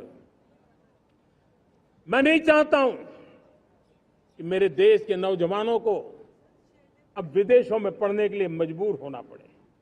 मध्यम वर्गीय परिवार के लाखों करोड़ों रुपया बच्चों को विदेश पढ़ने के लिए भेजने में खर्च हो जाए। हम यहाँ ऐसी शिक्षा व्यवस्था का विकसित करना चाहते हैं कि मेरे देश के नौजवानों को विदेश जाना न पड़े, मेरे मध्यम वर्गीय परिवारों को लाखों करोड़ रुपया खर्च करना न पड़े। इतना ही नहीं, ऐसे संस्थान निर्माण हो ताकि विदेशों से लोग भारत के अंदर उनका मुंह मोड़े। अभी अभी हमने बिहार का हमारा गौरवप्रद इतिहास रहा है। नालंदा यूनिवर्सिटी का पुनर्निर्माण किया है। फिर से एक बार नालंदा यूनिवर्सिटी काम करना शुरू कर दिया है। लेकिन हमें शिक्षा के क्षेत्र में फिर से एक बार सदियों पुराने उस नालंदा स्पिरिट को जगाना होगा, उस नालंदा स्पिरिट को जीना होगा, उस नालंदा स्पिरिट को लेकर के बड़े विश्वास के साथ विश्व की ज्ञान की परंपराओं को नई चेतना देने का काम हमें करना होगा। मुझे पक्का विश्वास है कि नई शिक्षा नीति ने मातृभाषा पर बल दिया है। मैं राज्य सरकारों से कहूंगा, मैं देश की सभी संस्थानों से कहूंगा कि भाषा के कारण हमारे देश की टैलेंट को रुकावट नहीं आनी चाहिए, भाषा अवरुद्ध नहीं होनी चाहिए। मातृभाषा का सामर्थ्य हमारे देश के छोटे छोटे गरीब से गरीब मां के बेटे को भी सपने पूरा करने का ताकत देता है। और इसलिए हमने हमारी मातृभाषा में पढ़ाई, जीवन में मातृभाषा का स्थान, परिवार में मातृभाषा का स्थान, उसकी ओर हमें बल देना होगा। मेरे प्यारे देशवासियों, जिस प्रकार से आज विश्व का बदलाव नजर आ रहा है और तब जाकर के स्किल का महत्व बहुत बढ़ गया है और हम स्किल को और नई एक ताकत देना चाहते हैं। हम इंडस्ट्री 4.0 को ध्यान में रख करके हम स्किल डेवलपमेंट चाहते हैं। हम जीवन के हर क्षेत्र में, हम एग्रीकल्चर सेक्टर में भी कैपेसिटी बिल्डिंग करके देने के लिए स्किल डेवलपमेंट चाहते हैं। हम तो हमारा सफाई का क्षेत्र हो उसमें भी एक नए स्किल डेवलपमेंट की ओर बल देना चाहते हैं। और हम स्किल इंडिया प्रोग्राम को बहुत व्यापक रूप से इस बार लेकर के आए हैं। बजट में भी इसका बहुत बड़ा, इस बजट में इंटर्नशिप को भी हमने बल दिया है ताकि हमारे नौजवानों को एक एक्सपीरियंस मिले, उनकी कैपेसिटी बिल्डिंग हो और बाजार में उनका ताकत दिखाई दे। उस प्रकार से मैं स्किल युवाओं को तैयार करना चाहता हूं। और इसलिए कई बार, और दोस्तों, आज विश्व की परिस्थिति को देखते हुए मैं साफ साफ देख रहा हूं कि भारत का स्किल्ड मैन पावर जो है, हमारा स्किलफुल जो नौजवान है, वो ग्लोबल जॉब मार्केट में अपनी दमक बनाए। हम उस सपने को लेकर के आगे चल रहे हैं। साथियों, विश्व जिस तेजी से बदल रहा है, जीवन के हर क्षेत्र में साइंस और टेक्नोलॉजी का महत्व बढ़ता चला जाने वाला है। हमें साइंस को बहुत बढ़ देने की आवश्यकता है। और मैंने देखा चंद्रयान की सफलता के बाद हमारे स्कूल कॉलेज के अंदर साइंस और टेक्नोलॉजी के प्रति एक नई रुचि का वातावरण बना है, नई दिलचस्पी बढ़ी है, तब हमारे शिक्षा संस्थानों ने ये जो मनोभाव बना है उसको नर्चर करने के लिए आगे आना होगा। भारत सरकार ने भी रिसर्च के लिए सपोर्ट बढ़ा दिया है। हमने ज्यादा से ज्यादा चेस स्थापित किए हैं। हमने नेशनल रिसर्च फाउंडेशन बना करके हमने उसको एक कानूनी परिवेश में ला करके स्थायी रूप से एक व्यवस्था विकसित की है ताकि रिसर्च को लेकर के निरंतर बल मिले और ये रिसर्च फाउंडेशन उस काम को करे। मेरे बड़े गर्व की बात है कि बजट में हमने 1 लाख करोड़ रुपया रिसर्च और इनोवेशन के लिए हमने देने का निर्णय किया है ताकि हमारे देश के नौजवान के पास जो आइडियाज है उस आइडियाज को हम जमीन पर उतार पाए। साथियों, आज भी हमारे देश में मेडिकल एजुकेशन के लिए हमारे बच्चे बाहर जा रहे हैं। वैसा कहा हमारे वो ज्यादातर मध्यम वर्गीय परिवार के, उनके लाखों करोड़ों रुपए खर्च हो जाते हैं और तब जाकर के हमने पिछले 10 साल में मेडिकल सीटों को करीब 1 लाख कर दिया। आज मैं करीब 25,000 युवा हर साल विदेश में मेडिकल एजुकेशन के लिए जाते हैं और ऐसे ऐसे देश में जाना पड़ रहा है, कभी कभी तो मैं सुनता हूं तो हैरान हो जाता हूं। और इसलिए हमने तय किया है कि अगले 5 साल में मेडिकल लाइन में 75,000 नई सीटें बनाई जाएगी। मेरे प्यारे देशवासियों, विकसित भारत 2047 वो स्वस्थ भारत भी होना चाहिए और जब स्वस्थ भारत हो तो आज जो बच्चे हैं उनके पोषण पर आज से ही ध्यान देने की जरूरत है। और इसलिए हमने विकसित भारत की जो पहली पीढ़ी है उनकी तरफ विशेष ध्यान दे करके हमने पोषण का एक अभियान चला है। हमने राष्ट्रीय पोषण मिशन शुरू किया है, पोषण को हमने प्राथमिकता दी है। मेरे प्यारे देशवासियों, हमारी कृषि व्यवस्था को ट्रांसफॉर्म करना बहुत जरूरी है, समय की मांग है। हम सदियों से जिस परंपरा में दबे हुए हैं, जकड़े हुए हैं, उससे मुक्ति पानी होगी और हमारे किसानों को उसके लिए हम मदद भी दे रहे हैं। हम उसको ट्रांसफॉर्म करने की दिशा में लगातार काम करते आए हैं। आज आसान ऋण दे रहे हैं किसानों को, टेक्नोलॉजी की मदद दे रहे हैं। किसान जो पैदावार करता है उसको वैल्यू एडिशन के लिए हम काम कर रहे हैं, उसके लिए मार्केटिंग के लिए पूरा प्रबंध करते हैं ताकि उसको एंड टू एंड हर जगह पे हैंड होल्डिंग की व्यवस्था हो, उस दिशा में हम काम कर रहे हैं। आज जब धरती माता के प्रति सारा विश्व चिंतित है, जिस प्रकार से उर्वरक के कारण हमारी धरती माता की शहद दिनों दिन बिगड़ता जा रही है, हमारी धरती माता की उत्पादकता क्षमता खत्म होती चली जा रही है, कम होती चली जा रही है। और उस समय मैं मेरे देश के लाखों किसानों का आभार व्यक्त करना चाहता हूं जिन्होंने प्राकृतिक खेती का रास्ता चुना है और हमारी धरती माता की सेवा करने का भी उन्होंने बीड़ा उठाया है। और इस बार बजट में भी हमने प्राकृतिक खेती को बल देने के लिए बहुत बड़ी योजनाओं के साथ बहुत बड़ा बजट में प्रावधान किया है। मेरे प्यारे देशवासियों, आज दुनिया की स्थिति में देखता हूं, पूरा विश्व होलिस्टिक हेल्थ केयर की तरफ मुड़ रहा है और तब उनको ऑर्गेनिक फूड ये उनकी प्रथम पसंद बनी है। आज विश्व के लिए ऑर्गेनिक फूड का अगर कोई फूड बास्केट बन सकता है तो मेरे देश का किसान बना सकता है, मेरा देश बन सकता है। और इसलिए हम आने वाले दिनों में उस सपने को लेकर के आगे चलना चाहते हैं ताकि ऑर्गेनिक फूड की जो विश्व की मांग है, उस ऑर्गेनिक फूड का बास्केट हमारा देश कैसे बने, किसानों का जीवन आसान बने, गांव में टॉप क्लास इंटरनेट कनेक्टिविटी मिले, किसानों को स्वास्थ्य सुविधाएं मिले, किसान के बच्चों को पढ़ने के लिए स्मार्ट स्कूल अवेलेबल हो, किसान के बच्चों को रोजगार उपलब्ध हो।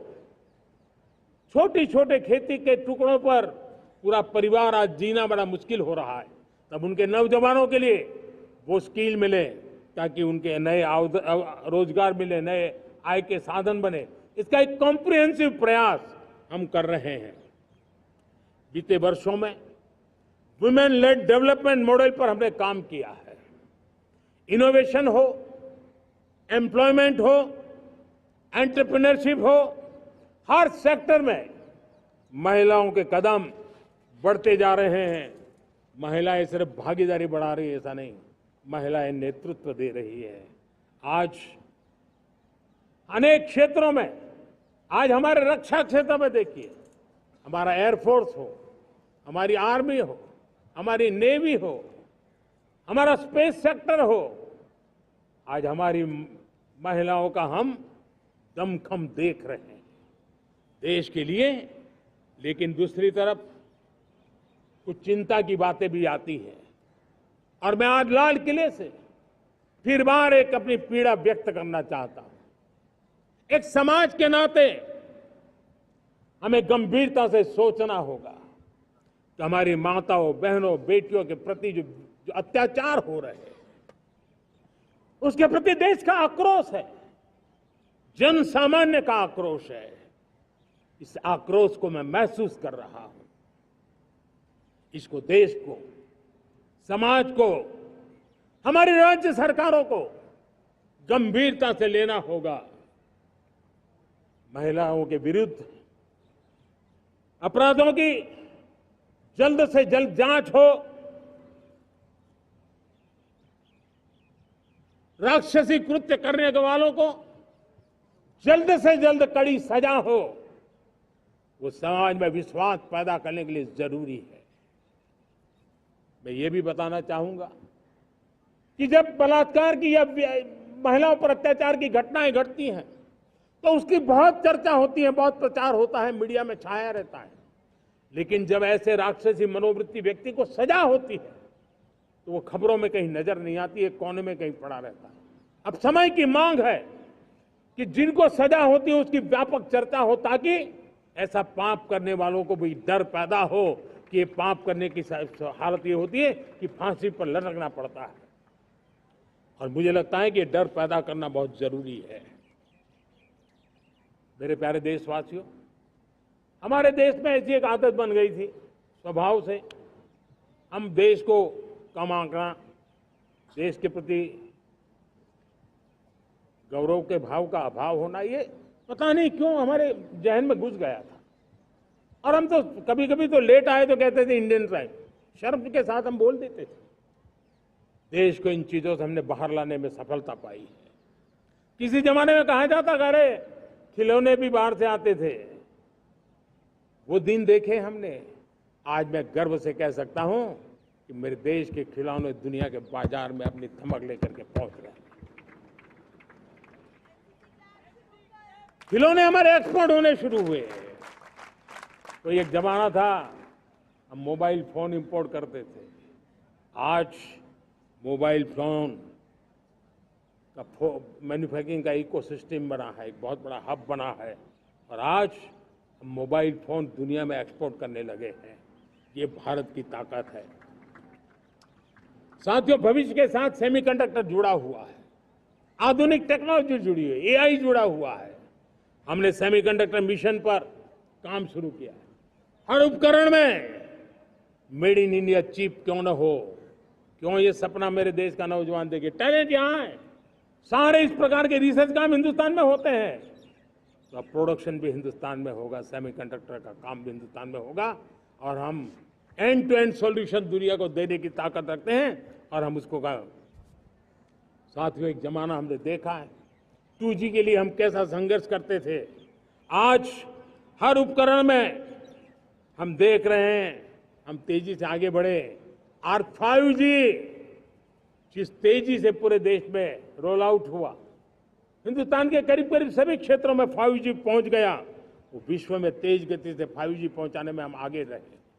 और देश साथियों, मैंने कहा हम रुकने वाले नहीं हैं। 5G पे रुक जाना हमें मंजूर नहीं है। हम 6G पर अभी से मिशन मोड में काम कर रहे हैं और विश्व में हम उसमें भी अपनी धमक जमाएंगे, ये मैं विश्वास से कहता हूं। मेरे प्यारे साथियों, डिफेंस सेक्टर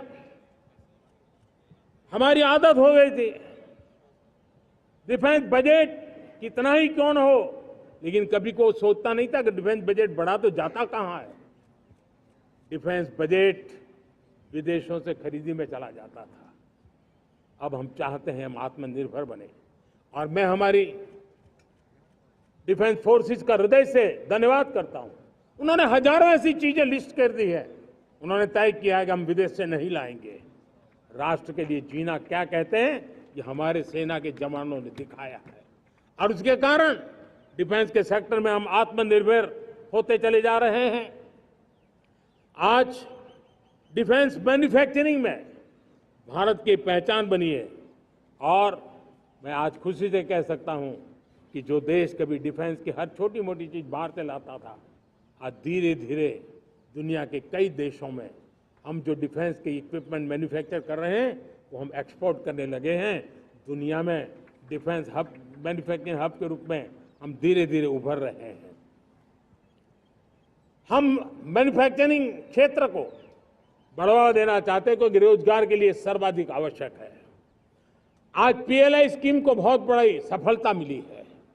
FDI रिफॉर्म्स, उसने भी हमें बहुत बड़ी ताकत दी है। MSMEs को बहुत बड़ा बल मिला है। नई व्यवस्थाएं विकसित हुई है और उसके कारण हमारा मैन्युफैक्चरिंग सेक्टर, हम दुनिया का एक मैन्युफैक्चरिंग हब बने। जिस देश के पास इतनी नौजवान शक्ति हो, जिस देश के अंदर ये सामर्थ्य हो, हम मैन्युफैक्चरिंग की दुनिया में भी इंडस्ट्री 4.0 में हम बहुत बड़ी ताकत के साथ आगे जाना चाहते हैं और इसके लिए आवश्यक स्किल डेवलपमेंट, उस पर भी हमने बल दिया है और स्किल डेवलपमेंट में भी हमने नए मॉडल तय किए हैं। हमने जन भागीदारी को जोड़ा है ताकि तुरंत रिक्वायरमेंट के अनुसार स्किल डेवलपमेंट हम कर सके। और मुझे विश्वास है, मैं लाल किले की प्राचीर से कह रहा हूं, वो दिन दूर नहीं होगा जो भारत इंडस्ट्रियल मैन्युफैक्चरिंग का हब होगा। दुनिया उसकी तरफ देखती होगी। आज विश्व की बहुत बड़ी कंपनियां भारत में निवेश करना चाहती हैं। ये चुनाव के बाद मैंने देखा, मेरे तीसरे कार्यकाल में जितने लोग मुझसे मिलने के लिए मांग कर रहे हैं वो ज्यादातर निवेशक लोग हैं, विश्व भर के निवेशक हैं। वो आना चाहते हैं, भारत में निवेश करना चाहते हैं। ये एक बहुत बड़ा गोल्डन अपॉर्चुनिटी है। मैं राज्य सरकारों से आग्रह करता हूं कि आप निवेशकों को आकर्षित करने के लिए स्पष्ट नीति निर्धारित कीजिए, गुड गवर्नेंस का आश्वासन दीजिए, लॉ एंड ऑर्डर सिचुएशन के लिए उनको भरोसा दीजिए। हर राज्य एक तंदुरुस्त स्पर्धा में आगे आए।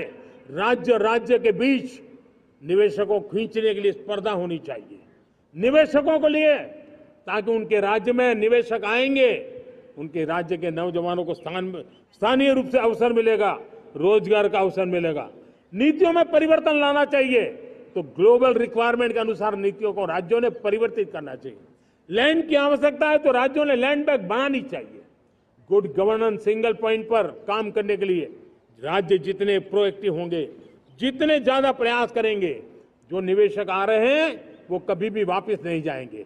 सिर्फ भारत सरकार से काम ये होता नहीं है, राज्य सरकारों की बहुत बड़ी आवश्यकता होती है, क्योंकि जो भी प्रोजेक्ट लगने वाला है उस राज्य में लगने वाला है, उसको हर राज्य के साथ रोजमर्रा का काम पड़ता है।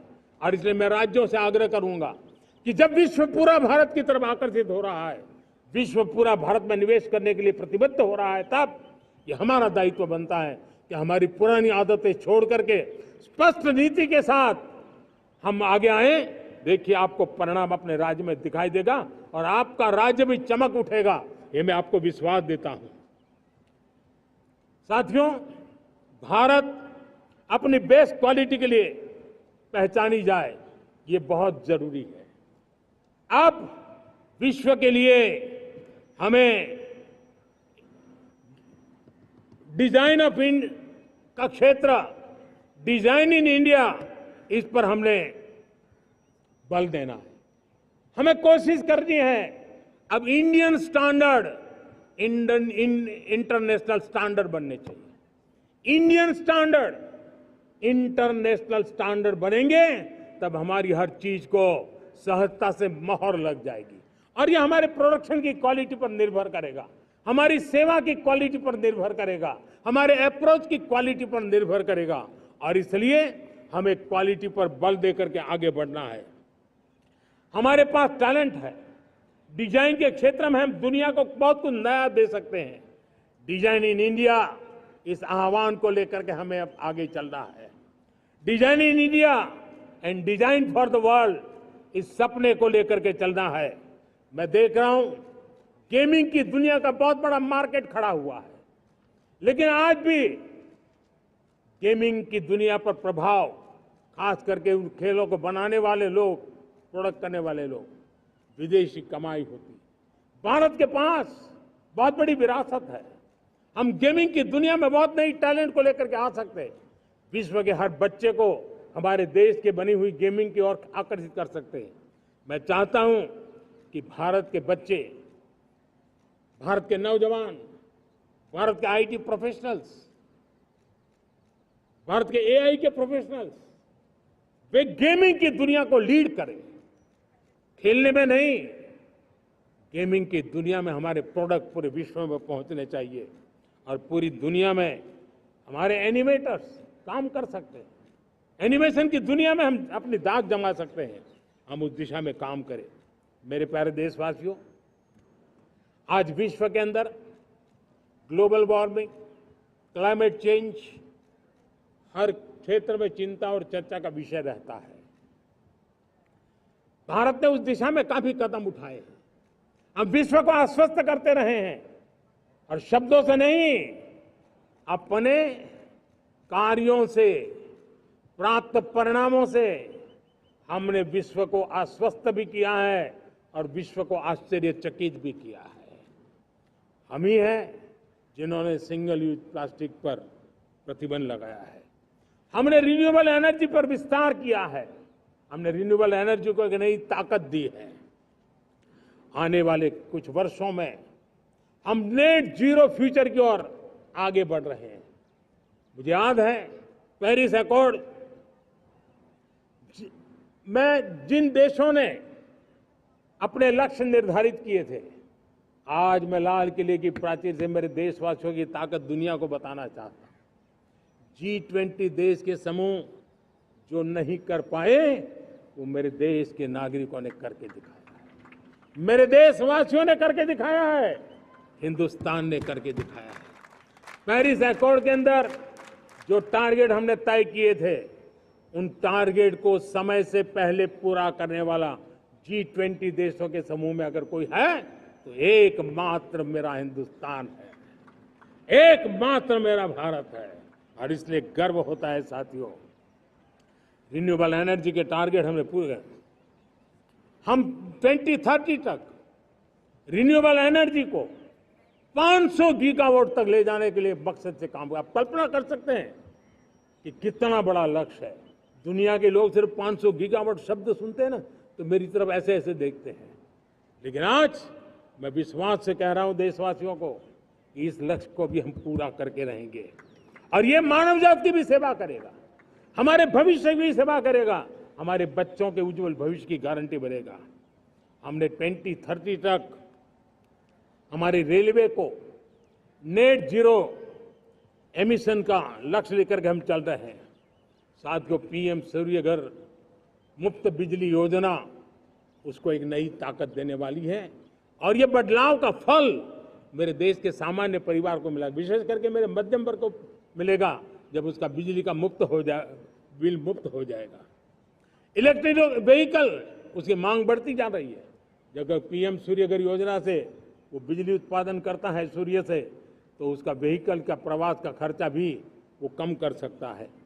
साथियों, हम ग्रीन हाइड्रोजन मिशन लेकर के एक ग्लोबल हब बनना चाहते हैं।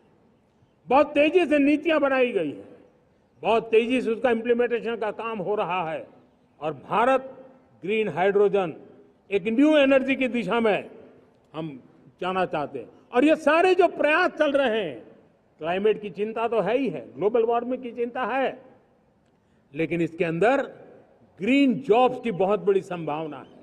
और इसलिए आने वाले कालखंड में ग्रीन जॉब्स का महत्व बढ़ता है, तो उसको सबसे पहले कैप्चर करने के लिए मेरे देश के नौजवानों को अवसर देने के लिए और ग्रीन जॉब्स के लिए एक बहुत बड़ा क्षेत्र को बढ़ावा दे रहे हैं।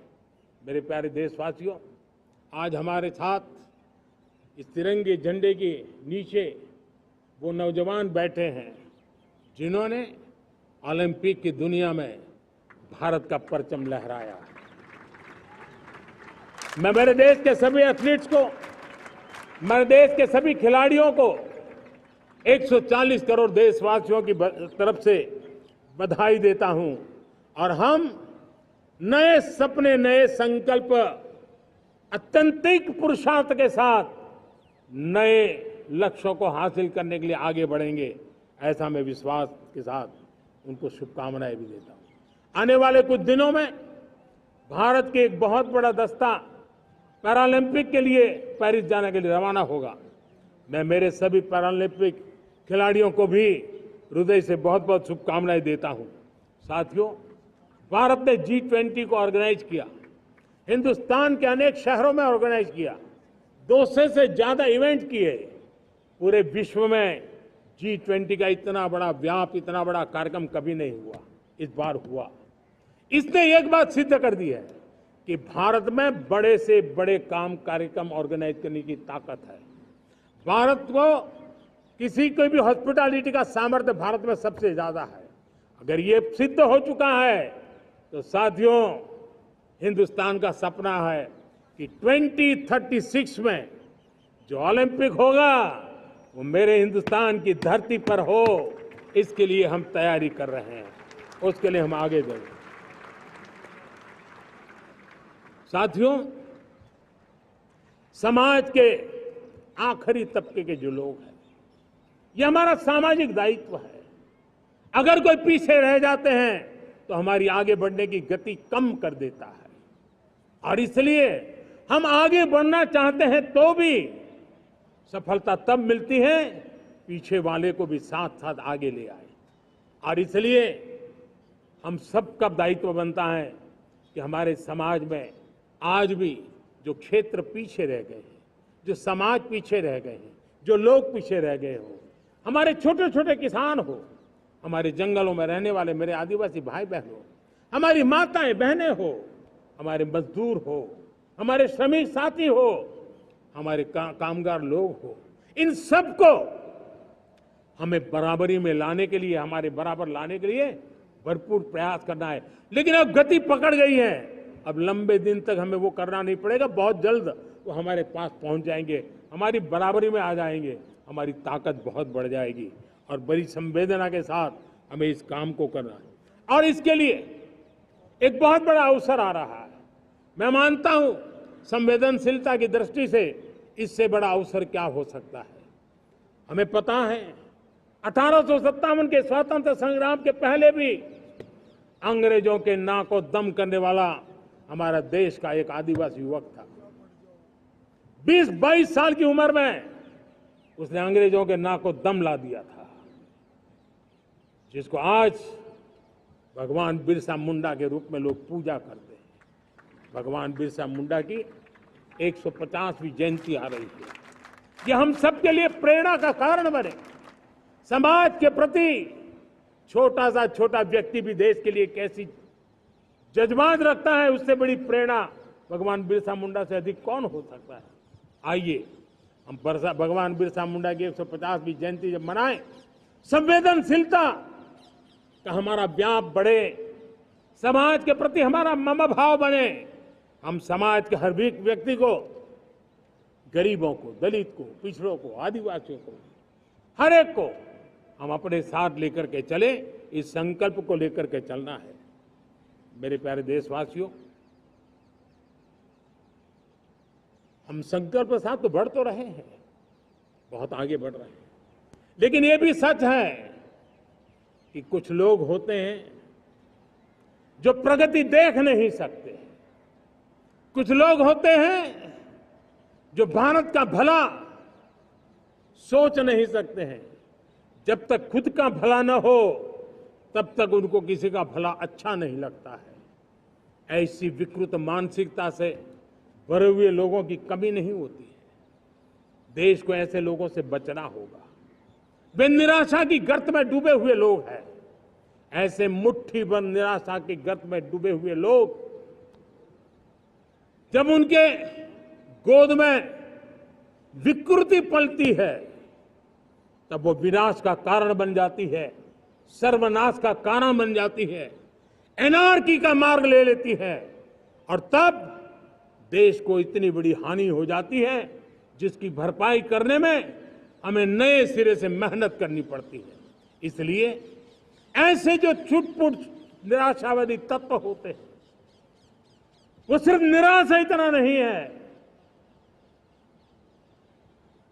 उनकी गोद में विकृति पल रही है। ये विकृति विनाश के, सर्वनाश के सपने देख रही है, ताने बाने जोड़ने की प्रयासों में लगी हुई है। देश को इसे समझना होगा। लेकिन मैं देशवासियों को कहना चाहता हूं कि हम हमारी नेक नीयत से, हमारी ईमानदारी से, राष्ट्र के प्रति हमारे समर्पण से हम सारी परिस्थितियों के बावजूद भी विपरीत मार्ग पर जाने वालों के लिए भी उनके भी दिल जीत करके हम देश को आगे बढ़ने के हमारे संकल्प में कभी भी पीछे नहीं हटेंगे, ये मैं विश्वास दिलाना चाहता हूं। साथियों, चुनौतियां हैं, अनगिनत चुनौतियां हैं। चुनौतियां भीतर भी है, चुनौतियां बाहर भी है। और जैसे जैसे हम ताकतवर बनेंगे, जैसे जैसे हमारा तवज्जो बढ़ेगा तो चुनौतियां भी बढ़ने वाली है, बाहर की चुनौतियां और बढ़ने वाली है और मुझे उसका भली भांति अंदाज है। लेकिन मैं ऐसी शक्तियों को कहना चाहता हूं, भारत का विकास किसी के लिए संकट लेकर के नहीं आता। हम विश्व में समृद्ध थे तब भी हमने कभी दुनिया को युद्ध में नहीं झोंका है। हम बुद्ध का देश है, युद्ध हमारी राह नहीं है। और इसलिए विश्व चिंतित न हो भारत के आगे बढ़ने से। मैं विश्व समुदाय को विश्वास दिलाता हूं कि आप भारत के संस्कारों को समझिए, भारत के हजारों साल के इतिहास को समझिए। आप हमें संकट मत मानिए, आप उन तरकीबों से न जुड़िए जिसके कारण पूरी मानव जात का कल्याण करने का सामर्थ्य जिस भूमि में है उस भूमि को ज्यादा मेहनत करनी पड़े। लेकिन फिर भी मैं देशवासियों को कहना चाहता हूं, चुनौतियां कितनी ही क्यों न हो, चुनौती को चुनौती देना ये हिंदुस्तान की फितरत में है। न हम डिगेंगे, न हम थकेंगे, न हम रुकेंगे, न हम झुकेंगे। हम संकल्पों की पूर्ति के लिए 140 करोड़ देशवासियों का भाग्य बदलने के लिए, भाग्य सुनिश्चित करने के लिए, राष्ट्र के सपनों को साकार करने के लिए हम कोई कोर कसर नहीं छोड़ेंगे। हर बदनीयत वालों को हम हमारी नेक नीयत से जीतेंगे, ये मैं विश्वास देता हूं। मेरे प्यारे देशवासियों, समाज की मनोरचना में भी बदलाव कभी कभी बहुत बड़ी चुनौती का कारण बन जाता है। हमारा हर देशवासी भ्रष्टाचार की दिमक से परेशान रहा है। हर स्तर के भ्रष्टाचार ने सामान्य मानवीय का व्यवस्थाओं के प्रति विश्वास तोड़ दिया है। उसको अपनी योग्यता, क्षमता का प्रति अन्याय की जो गुस्सा होता है वो राष्ट्र की प्रगति में नुकसान करता है। और इसलिए हमने व्यापक रूप से भ्रष्टाचार के खिलाफ एक जंग छेड़ा है। मैं जानता हूं इसकी कीमत मुझे चुकानी पड़ती है, मेरी प्रतिष्ठा को चुकानी पड़ती है, लेकिन राष्ट्र से बड़ी मेरी प्रतिष्ठा नहीं हो सकती है। राष्ट्र के सपनों से बड़ा मेरा सपना नहीं हो सकता। और इसलिए ईमानदारी के साथ भ्रष्टाचार के खिलाफ मेरी लड़ाई जारी रहेगी, तीव्र गति से जारी रहेगी और भ्रष्टाचारियों पर कार्रवाई जरूर होगी। मैं भ्रष्टाचारियों के लिए भय का वातावरण पैदा करना चाहता हूं ताकि देश के सामान्य नागरिक को लूटने की जो परंपरा बनी है उस परंपरा को मुझे रोकना है। लेकिन सबसे बड़ी नई चुनौती आई, भ्रष्टाचारियों से निपटना तो है ही, लेकिन समाज जीवन में उच्च स्तर पर एक जो परिवर्तन आया है वो सबसे बड़ी चुनौती भी है और एक समाज के लिए सबसे बड़ी चिंता भी है। क्या कोई कल्पना कर सकता है कि मेरे ही देश में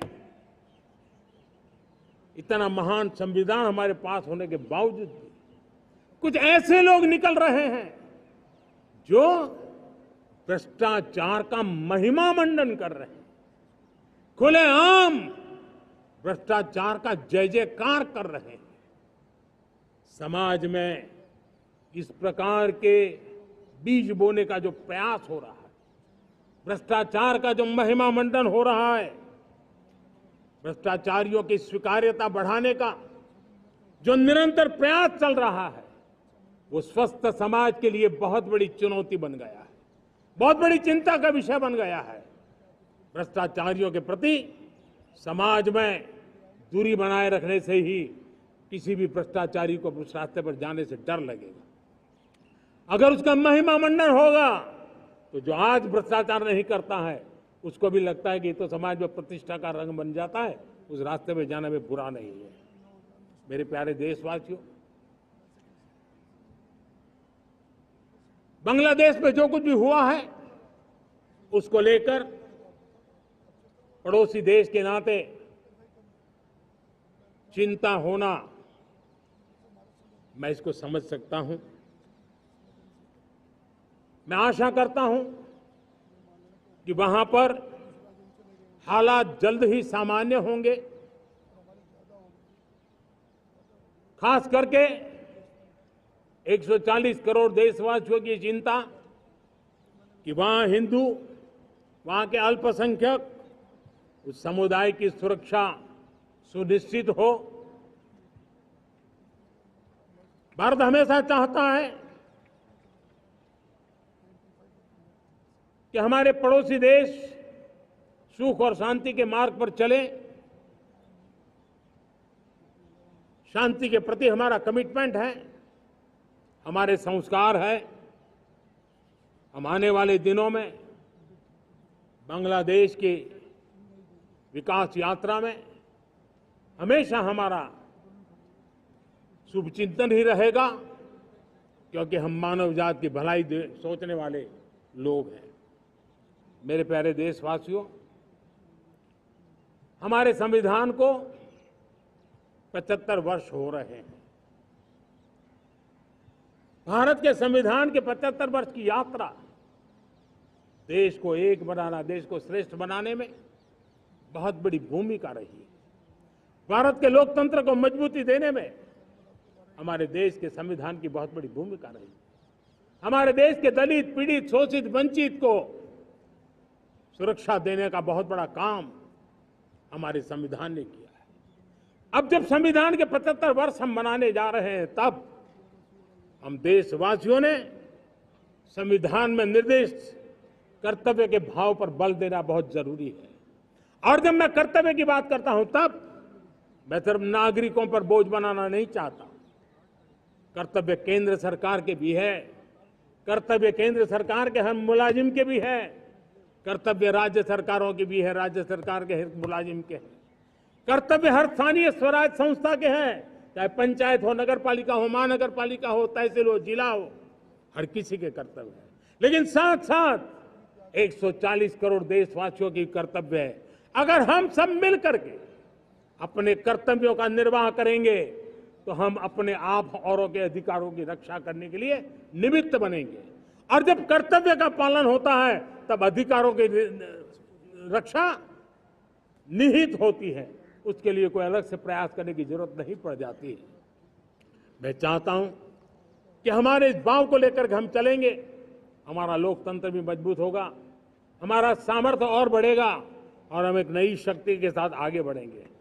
मेरे प्यारे देशवासियों, हमारे देश में सुप्रीम कोर्ट ने बार बार यूनिफॉर्म सिविल कोड को लेकर जो चर्चा की है, अनेक बार आदेश दिए हैं, क्योंकि देश का एक बहुत बड़ा वर्ग मानता है और उसमें सच्चाई भी है कि जिस सिविल कोड को हम लेकर के जी रहे हैं वो सिविल कोड सचमुच में तो एक प्रकार का कम्युनल सिविल कोड है, भेदभाव करने वाला सिविल कोड है। ऐसे सिविल कोड से जब संविधान के 75 वर्ष मना रहे हैं और संविधान की भावना भी जो हमें कहती है करने के लिए, देश की सुप्रीम कोर्ट भी हमें कहती है करने के लिए, और तब जो संविधान निर्माताओं का सपना था उस सपने को पूरा करना हम सबका दायित्व है। और मैं मानता हूं इस गंभीर विषय पर देश में चर्चा हो, व्यापक चर्चा हो, हर कोई अपने विचारों को लेकर के आए और उन कानूनों को, जो कानून धर्म के आधार पर देश को बांटते, जो ऊंच नीच का कारण बन जाते हैं, ऐसे कानूनों को आधुनिक समाज में कोई स्थान नहीं हो सकता है। और इसलिए मैं तो कहूंगा अब समय की मांग है कि देश में एक सेकुलर सिविल कोड हो। हमने कम्युनल सिविल कोड में 75 साल बिताए हैं, अब हमें सेक्युलर सिविल कोड की तरफ जाना होगा और तब जाकर के देश में धर्म के आधार पर जो भेदभाव हो रहे हैं, सामान्य नागरिक को जो दूरी महसूस होती है, उससे हमें मुक्ति मिलेगी। मेरे प्यारे देशवासियों, जब मैं देश में एक चिंता हमेशा कहता हूं, परिवारवाद, जातिवाद भारत के लोकतंत्र को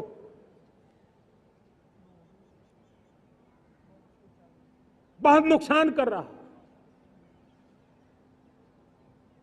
देश को, लोक राजनीति को हमें परिवारवाद और जातिवाद से मुक्ति दिलानी होगी। आज मैं देख रहा हूं मेरे सामने जो नौजवान है उसमें लिखा हुआ है माय भारत, जिस संगठन का नाम है उसकी चर्चा लिखी है, यहां बहुत बढ़िया तरीके से लिखा हुआ है।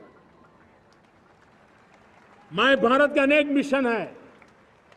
एक मिशन ये भी है कि हम जल्द से जल्द देश में राजनीतिक जीवन में जनप्रतिनिधि के रूप में 1 लाख ऐसे नौजवानों को आगे लाना चाहते हैं। शुरुआत में 1 लाख नौजवानों को आगे लाना चाहते हैं जिनके परिवार में किसी का भी कोई राजनीतिक बैकग्राउंड न हो, जिसके माता पिता भाई बहन चाचा मामा मामी कभी भी राजनीति में नहीं रहे, किसी भी पीढ़ी में नहीं रहे, ऐसे होनहार नौजवानों को फ्रेश ब्लड 1 लाख, चाहे वो पंचायत में आए, चाहे नगर पालिका में आए, चाहे जिला परिषदों में आए, चाहे विधानसभा में आए, लोकसभा में आए, 1 लाख नए नौजवान, कोई भी प्रकार का पूर्व का राजनीतिक इतिहास उनके परिवार का ना हो, ऐसे फ्रेश लोग राजनीति में आए ताकि जातिवाद से मुक्ति मिले, परिवारवाद से मुक्ति मिले, लोकतंत्र को समृद्धि मिले। और जरूरी नहीं है कि एक दल में जाए, उनको जो पसंद हो उस दल में जाए, उस दल में जाकर के वो जनप्रतिनिधि बन करके आगे आए। देश तय करके चले कि आने वाले दिनों में 1 लाख ऐसे नौजवान जो परिवार राजनीति से दूर दूर का संबंध नहीं है, ऐसे फ्रेश ब्लड आएंगे तो सोच भी नहीं आएगी, सामर्थ्य भी नहीं आएगा, लोकतंत्र समृद्ध होगा। और इसलिए हमें इस दिशा में आगे होना है।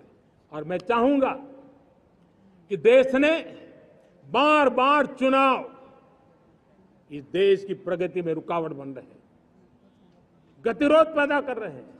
आज कोई भी योजना को चुनाव के साथ जोड़ देना आसान हो गया है, क्योंकि हर 3 महीने 6 महीने कहीं न कहीं चुनाव चल रहा है।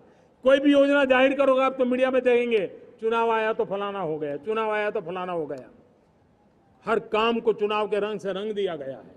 और इसलिए देश में व्यापक चर्चा हुई है, सभी राजनीतिक दलों ने अपने विचार रखे हैं। एक कमेटी ने बहुत बढ़िया अपना रिपोर्ट तैयार किया है। 1 नेशन 1 इलेक्शन के लिए देश को आगे आना होगा। मैं लाल किले से तिरंगे की साक्षी में देश के राजनीतिक दलों से आग्रह करता हूं, देश के संविधान को समझने वाले लोगों से आग्रह करता हूं कि भारत की प्रगति के लिए, भारत के संसाधनों का सर्वाधिक उपयोग जन सामान्य के लिए हो, उसके लिए वन नेशन वन इलेक्शन के सपने को साकार करने के लिए हमें आगे आना चाहिए। मेरे प्यारे देशवासियों, भारत का स्वर्णिम कालखंड है। 2047 विकसित भारत, ये हमारी प्रतीक्षा कर रहा है।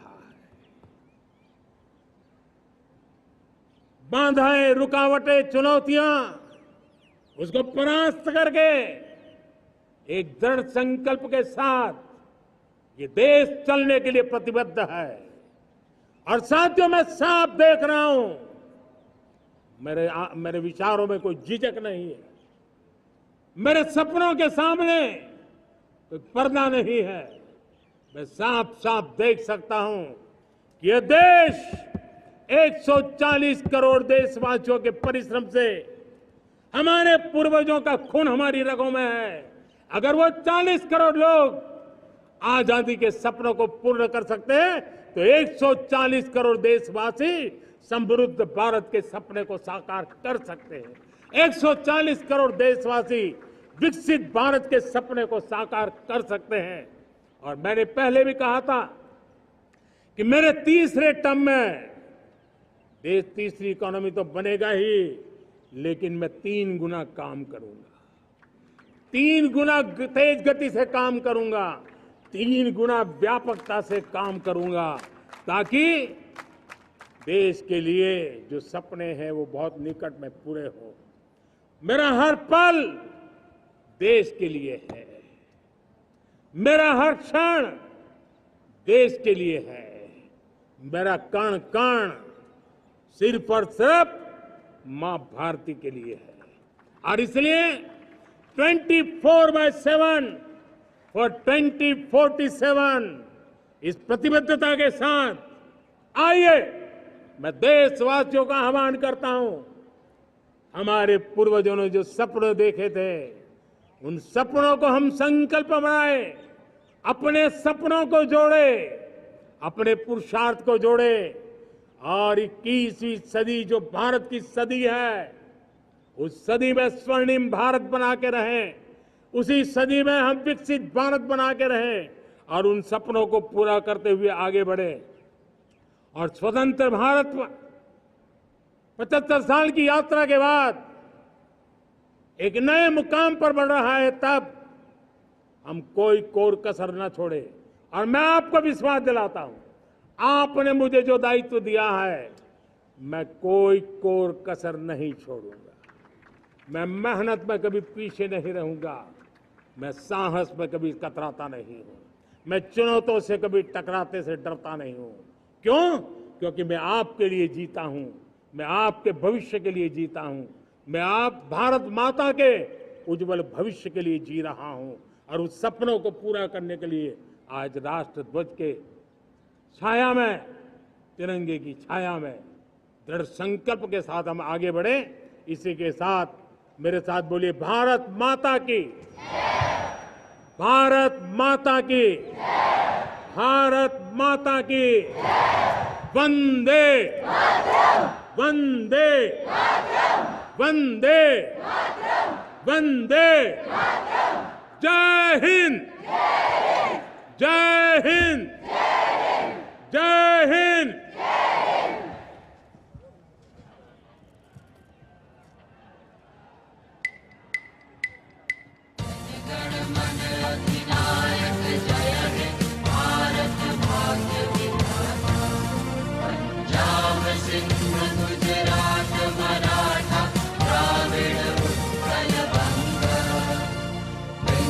हिमाचल यमुना गंगा उच्छल जलधि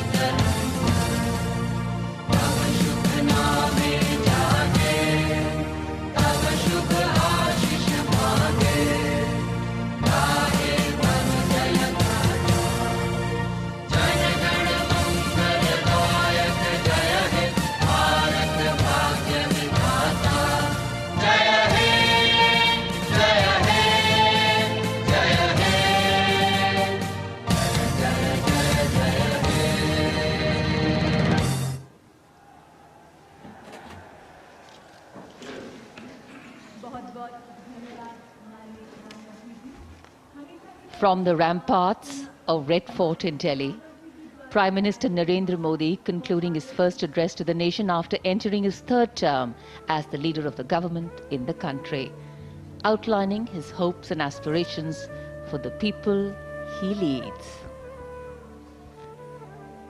Greeting the crowds, greeting the nation, as we all come together to celebrate our 78th Independence Day. So though the function here at Red Fort concludes, the day has just begun.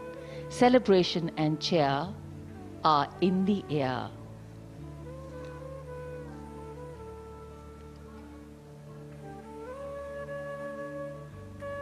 It's a memorable and a proud moment for all these school children from the 3 wings of the National Cadet Corps and the NSS, and here the VIP enclosures, the Indian hockey team,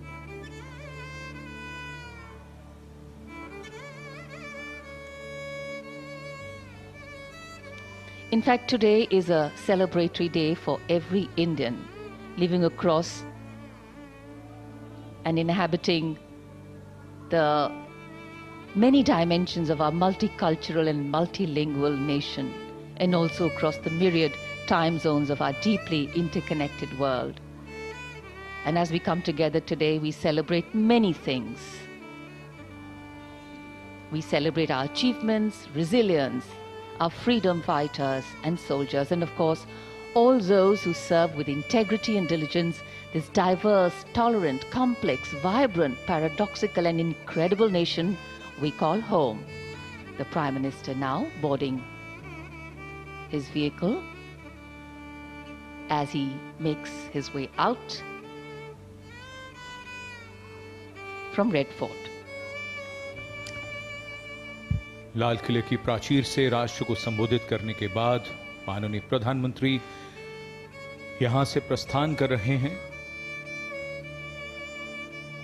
राष्ट्र को विकसित बनाने के संकल्प का आह्वान और उस आह्वान को रेखांकित करते हुए आज प्रधानमंत्री देश का स्वाधीनता दिवस और युवा शक्ति का आह्वान, हर देशवासी का आह्वान कि सन 2047 तक भारत को विकसित राष्ट्र बनाना है, विकसित भारत बनाना है।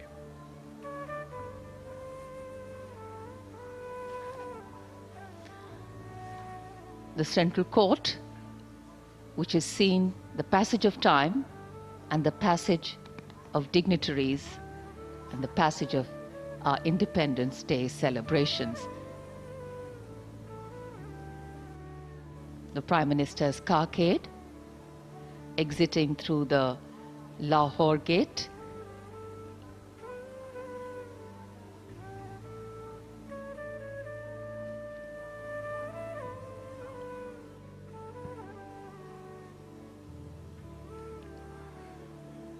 माननीय प्रधानमंत्री महोदय ने लाल किले की प्राचीर से आज देश को संबोधित किया। राष्ट्र के 78वें स्वाधीनता दिवस समारोह के अवसर पर न केवल उन्होंने भविष्य की प्राथमिकताओं को रेखांकित किया, देश के सामने जो चुनौतियां हैं उनकी ओर इशारा किया, बल्कि लगातार तेज रफ्तार से आगे बढ़ती भारतीय अर्थव्यवस्था, अलग अलग क्षेत्रों में भारत की प्रगति, उसे भी रेखांकित किया और उसे और ज्यादा रफ्तार देने के लिए किन चीजों की आवश्यकता है उस पर भी माननीय प्रधानमंत्री महोदय ने बल दिया। यहां उपस्थित जनसमूह को अभिवादन प्रेषित करते हुए माननीय प्रधानमंत्री श्री नरेंद्र मोदी लाल किले की प्राचीर के ठीक सामने जो युवा भारत, एक मिनी युवा भारत जो उपस्थित हुआ है, जो विकसित भारत 2047 की झलक पेश कर रहा है, उसके ठीक सामने से गुजरता हुआ प्रधानमंत्री महोदय का ये काफिला।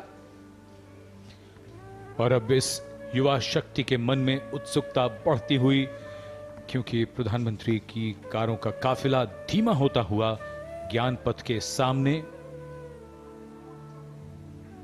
आज इन युवाओं ने यहां माय भारत लोगों की आकृति बनाई, एक संदेश दिया देश भर में उन सभी युवाओं को कि अगर आप कुछ ऐसा करना चाहते हैं कि जिसके बारे में चर्चा हो, जिसकी प्रशंसा हो, तो वो है देश निर्माण। वो होता है अनुशासन से, प्रतिबद्धता से। यही पाठ इन युवाओं ने पढ़ा है जो एनसीसी के कैडेट्स हैं और एनएसएस के वॉलंटियर्स हैं, और उसी पाठ का संदेश आज युवाओं को देते हुए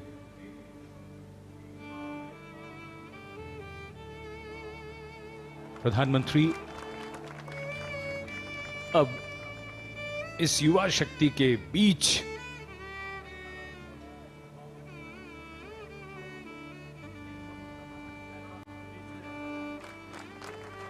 So this has become a customary tradition with Prime Minister Modi on all National Day celebrations. And this is an event, this part of the celebrations that the crowd, the public really looks forward to.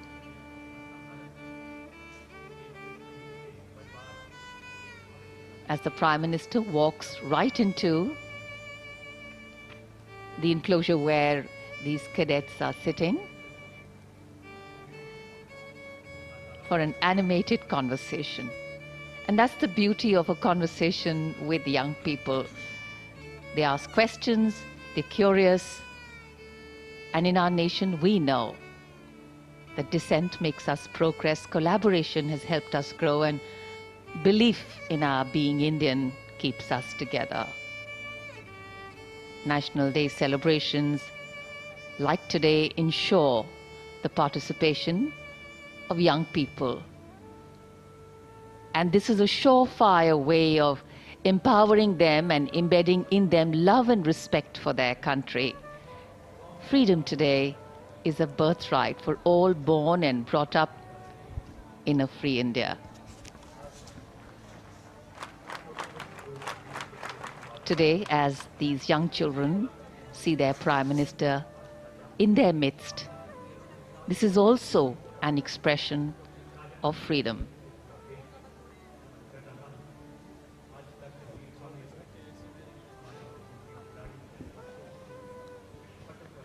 Under the sky of our nation's celebration, Prime Minister Modi transcends the ordinary, making each interaction a profound experience. The faces of invitees, children, reflect a deep, shared sense of significance. And this day is not merely about commemorating, but about connections. And the beauty of these fleeting moments will resonate through time, reminding us all that even in the grand spectacle of Independence Day, the true essence lies in the personal, the heartfelt, and the extraordinary touch of a leader who makes each individual feel like a cherished part of our nation's journey.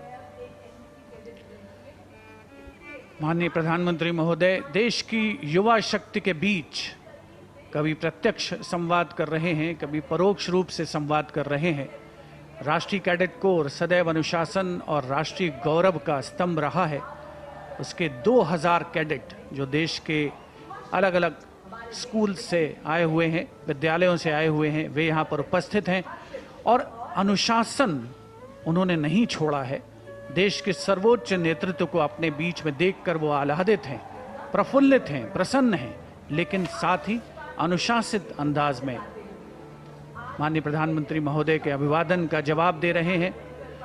और प्रधानमंत्री महोदय भी बिल्कुल इस बात को सुनिश्चित कर रहे हैं कि हर कोने तक वो पहुंचे, इस युवा शक्ति के बीच उन्हें देश के सर्वोच्च नेतृत्व की मौजूदगी का, उसकी नज़दीकी का एहसास कराएं और देश के सामने जो चुनौतियां हैं, जो प्राथमिकताएं हैं, जिनका उन्होंने अपने संबोधन में उल्लेख किया है, उसे युवा शक्ति अपने अंदर आत्मसात करे। अब आप देखें, नज़दीक से नज़दीक वे जाना चाहते हैं, हर कोने पर, हर एनक्लोजर के बीच में जा कर के अभिवादन स्वीकार करते हुए देश के उन भविष्य के कर्णधारों का जिन पर भारत के भविष्य का भार टिका हुआ है।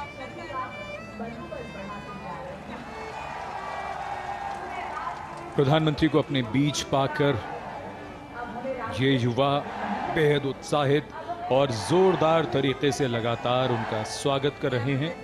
जब प्रधानमंत्री युवाओं का आह्वान करते हैं कि विकसित भारत बनाने के लिए रात दिन प्रयास में जुट जाओ, तो युवाओं को भी भरोसा होता है कि वो ये कर सकते हैं।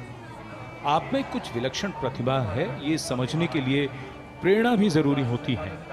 उस शक्ति को जागृत करने की जरूरत होती है। भारत 2047 तक विकसित राष्ट्र बनाना है तो बन जाएगा, इसी युवा शक्ति के बल पर और सही मार्गदर्शन से।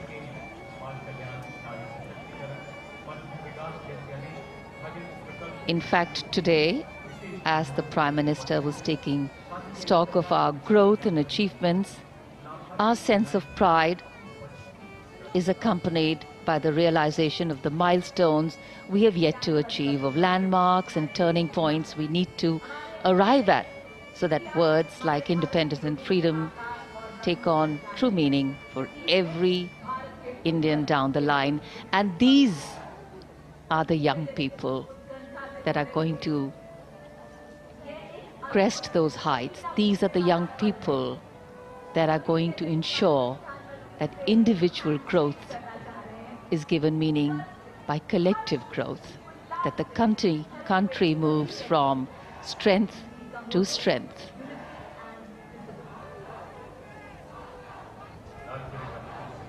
Very, very excited. Not often that they can see their Prime Minister so up close. And now, of course, the Prime Minister going into the enclosures, greeting the general public, reaching out in many ways. Hands, hearts, hopes.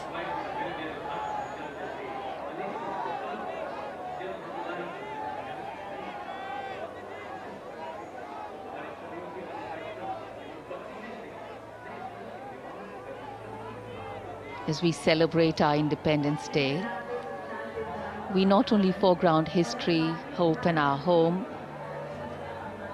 we foreground the present.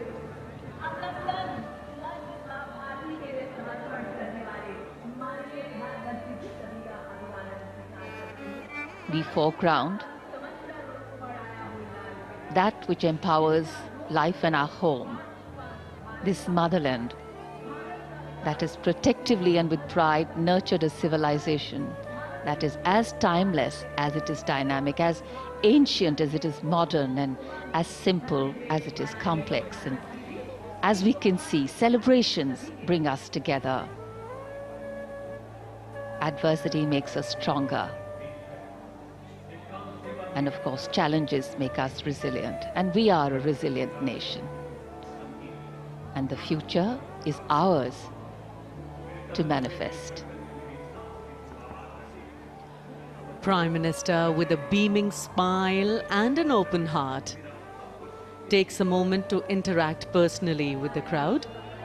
His genuine warmth and approachable demeanor creates a powerful connection with the people, reflecting his deep commitment to being in touch with those he serves. For those fortunate enough to be in the crowd today, this encounter will be forever etched in their memories. The sight of their leader mingling with them, sharing smiles and exchanging heartfelt greetings is a moment of profound significance. It reaffirms the spirit of democracy, where leaders and citizens come together in a shared celebration of freedom and progress. बढ़े हुए हाथ, मुस्कुराते हुए चेहरे, सभी मानो छू लेना चाहते हैं प्रधानमंत्री जी का हाथ। ये सबसे खूबसूरत मौका होता है इस समारोह का, जब प्रधानमंत्री स्वयं लोगों के बीच जाते हैं और जो उत्साह, जो जोश उनमें है, उसके लिए शब्द कम हैं। आप स्वयं देखिए।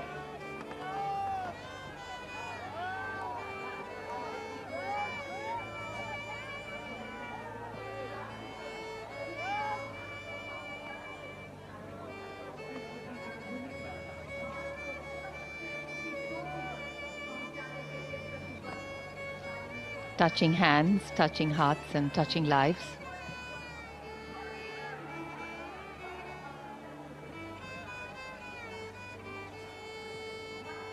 In fact, as we see the diversity in the crowd, as we see the youthfulness in the young children we saw earlier, we know that India has always had a lot to offer the world. And today, it is considered the human resource capital of the world.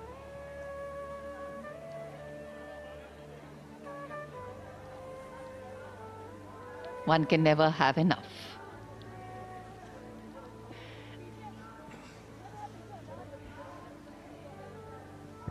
Conversations, memories,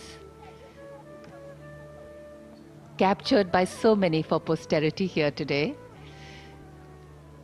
Smiles writ large on beaming faces as these live images are being beamed directly into your homes by our camera people and our team here.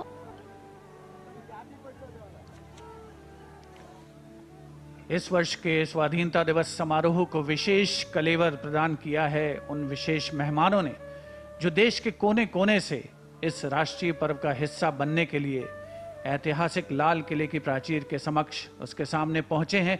और उन सभी के लिए आज का ये मौका, ये अवसर अविस्मरणीय है, कभी न भुलाने वाला। देश का सर्वोच्च नेतृत्व, देश के माननीय प्रधानमंत्री श्री नरेंद्र मोदी उनके बीच हैं और हर कोई उनसे प्रत्यक्ष संवाद चाहता है, हर कोई उनके साथ सेल्फी चाहता है, हर कोई उनसे हाथ मिलाना चाहता है। ऐसा मौका कहाँ मिलता है? ऐसे मौके जीवन में कहाँ आते हैं जब आप अपने देश के सर्वोच्च नेतृत्व को, विश्व के यशस्वी नेतृत्व को अपने पीछ पाते हैं। आज के राष्ट्रीय पर्व की सार्थकता इन सभी लोगों के लिए जो इस ऐतिहासिक अवसर का साक्षी बन रहे हैं, गवाह बन रहे हैं, उसमें समाहित हो रहे हैं, शामिल हो रहे हैं, उन सभी के लिए एक बहुत ही गौरवपूर्ण, कभी ना भुलाने वाला मौका है। और आप देख सकते हैं माननीय प्रधानमंत्री महोदय किसी को भी निराश नहीं करना चाहते, वो सबसे संवाद करना चाहते हैं। सुरक्षा कर्मियों के लिए थोड़ा चुनौतीपूर्ण होता है ये माहौल, और ऑफ कोर्स यकीनन कैमरा पर्सन्स के लिए भी, क्योंकि उन्हें ये दृश्य लगातार आप तक पहुंचाने हैं सुचारू रूप से।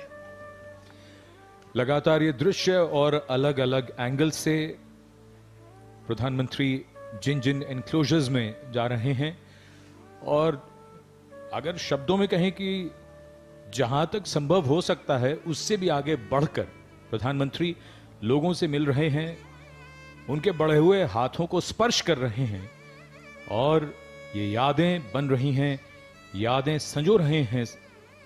कहीं वो कैमरों में कैद हो रही हैं और कहीं मानस पटल पर जीवन भर के लिए अंकित हो रही हैं।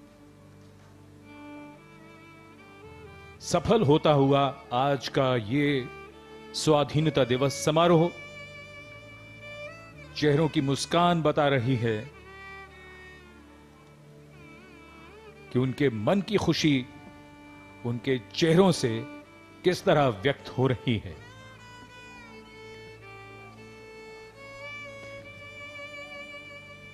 It appears that for the Prime Minister, these interactions are not mere formalities.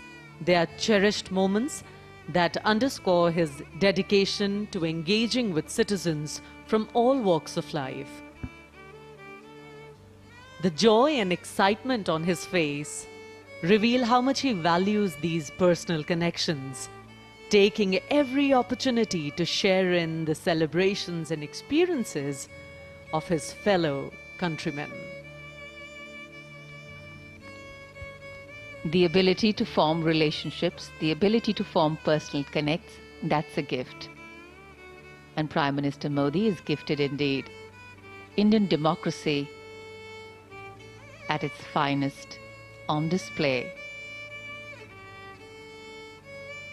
And Indian democracy too has an aspiration for this large multicultural and multi-religious nation to stand tall in the Comity of Nations as the largest democracy in the world, to anchor its governance on the principles of a voice for all places and a place for all voices, and today the Prime Minister listening to many voices, young and old, but particularly the young ones. This actually is true completion of a celebration that is meaningful to each and every individual over here, particularly those who have been a part of the last 5 to 10 minutes. A youthful India, a democratic India, a rising India with rising aspirations. So as the Prime Minister's carcade gets ready to depart from Red Fort, we too say goodbye, holding firm in the belief that India has come into her own, well on the way to success, the road to progress and prosperity.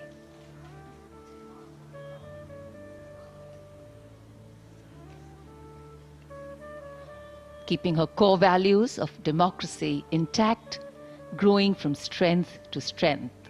Farewell and Independence Day greetings once again. एक बेहतर कल की यात्रा किसी एक पल से तो शुरू करनी ही पड़ती है, एक खास पल से जो अगर चला जाए तो फिर क्या पता वापस आए ना आए। थमे रुके या इंतजार से क्या बदलेगा, बदलना है तो चलना होगा। यही वो पल है जिसके आगे सुनहरा कल है। स्वाधीनता दिवस की बधाई और शुभकामनाएं। जय हिंद।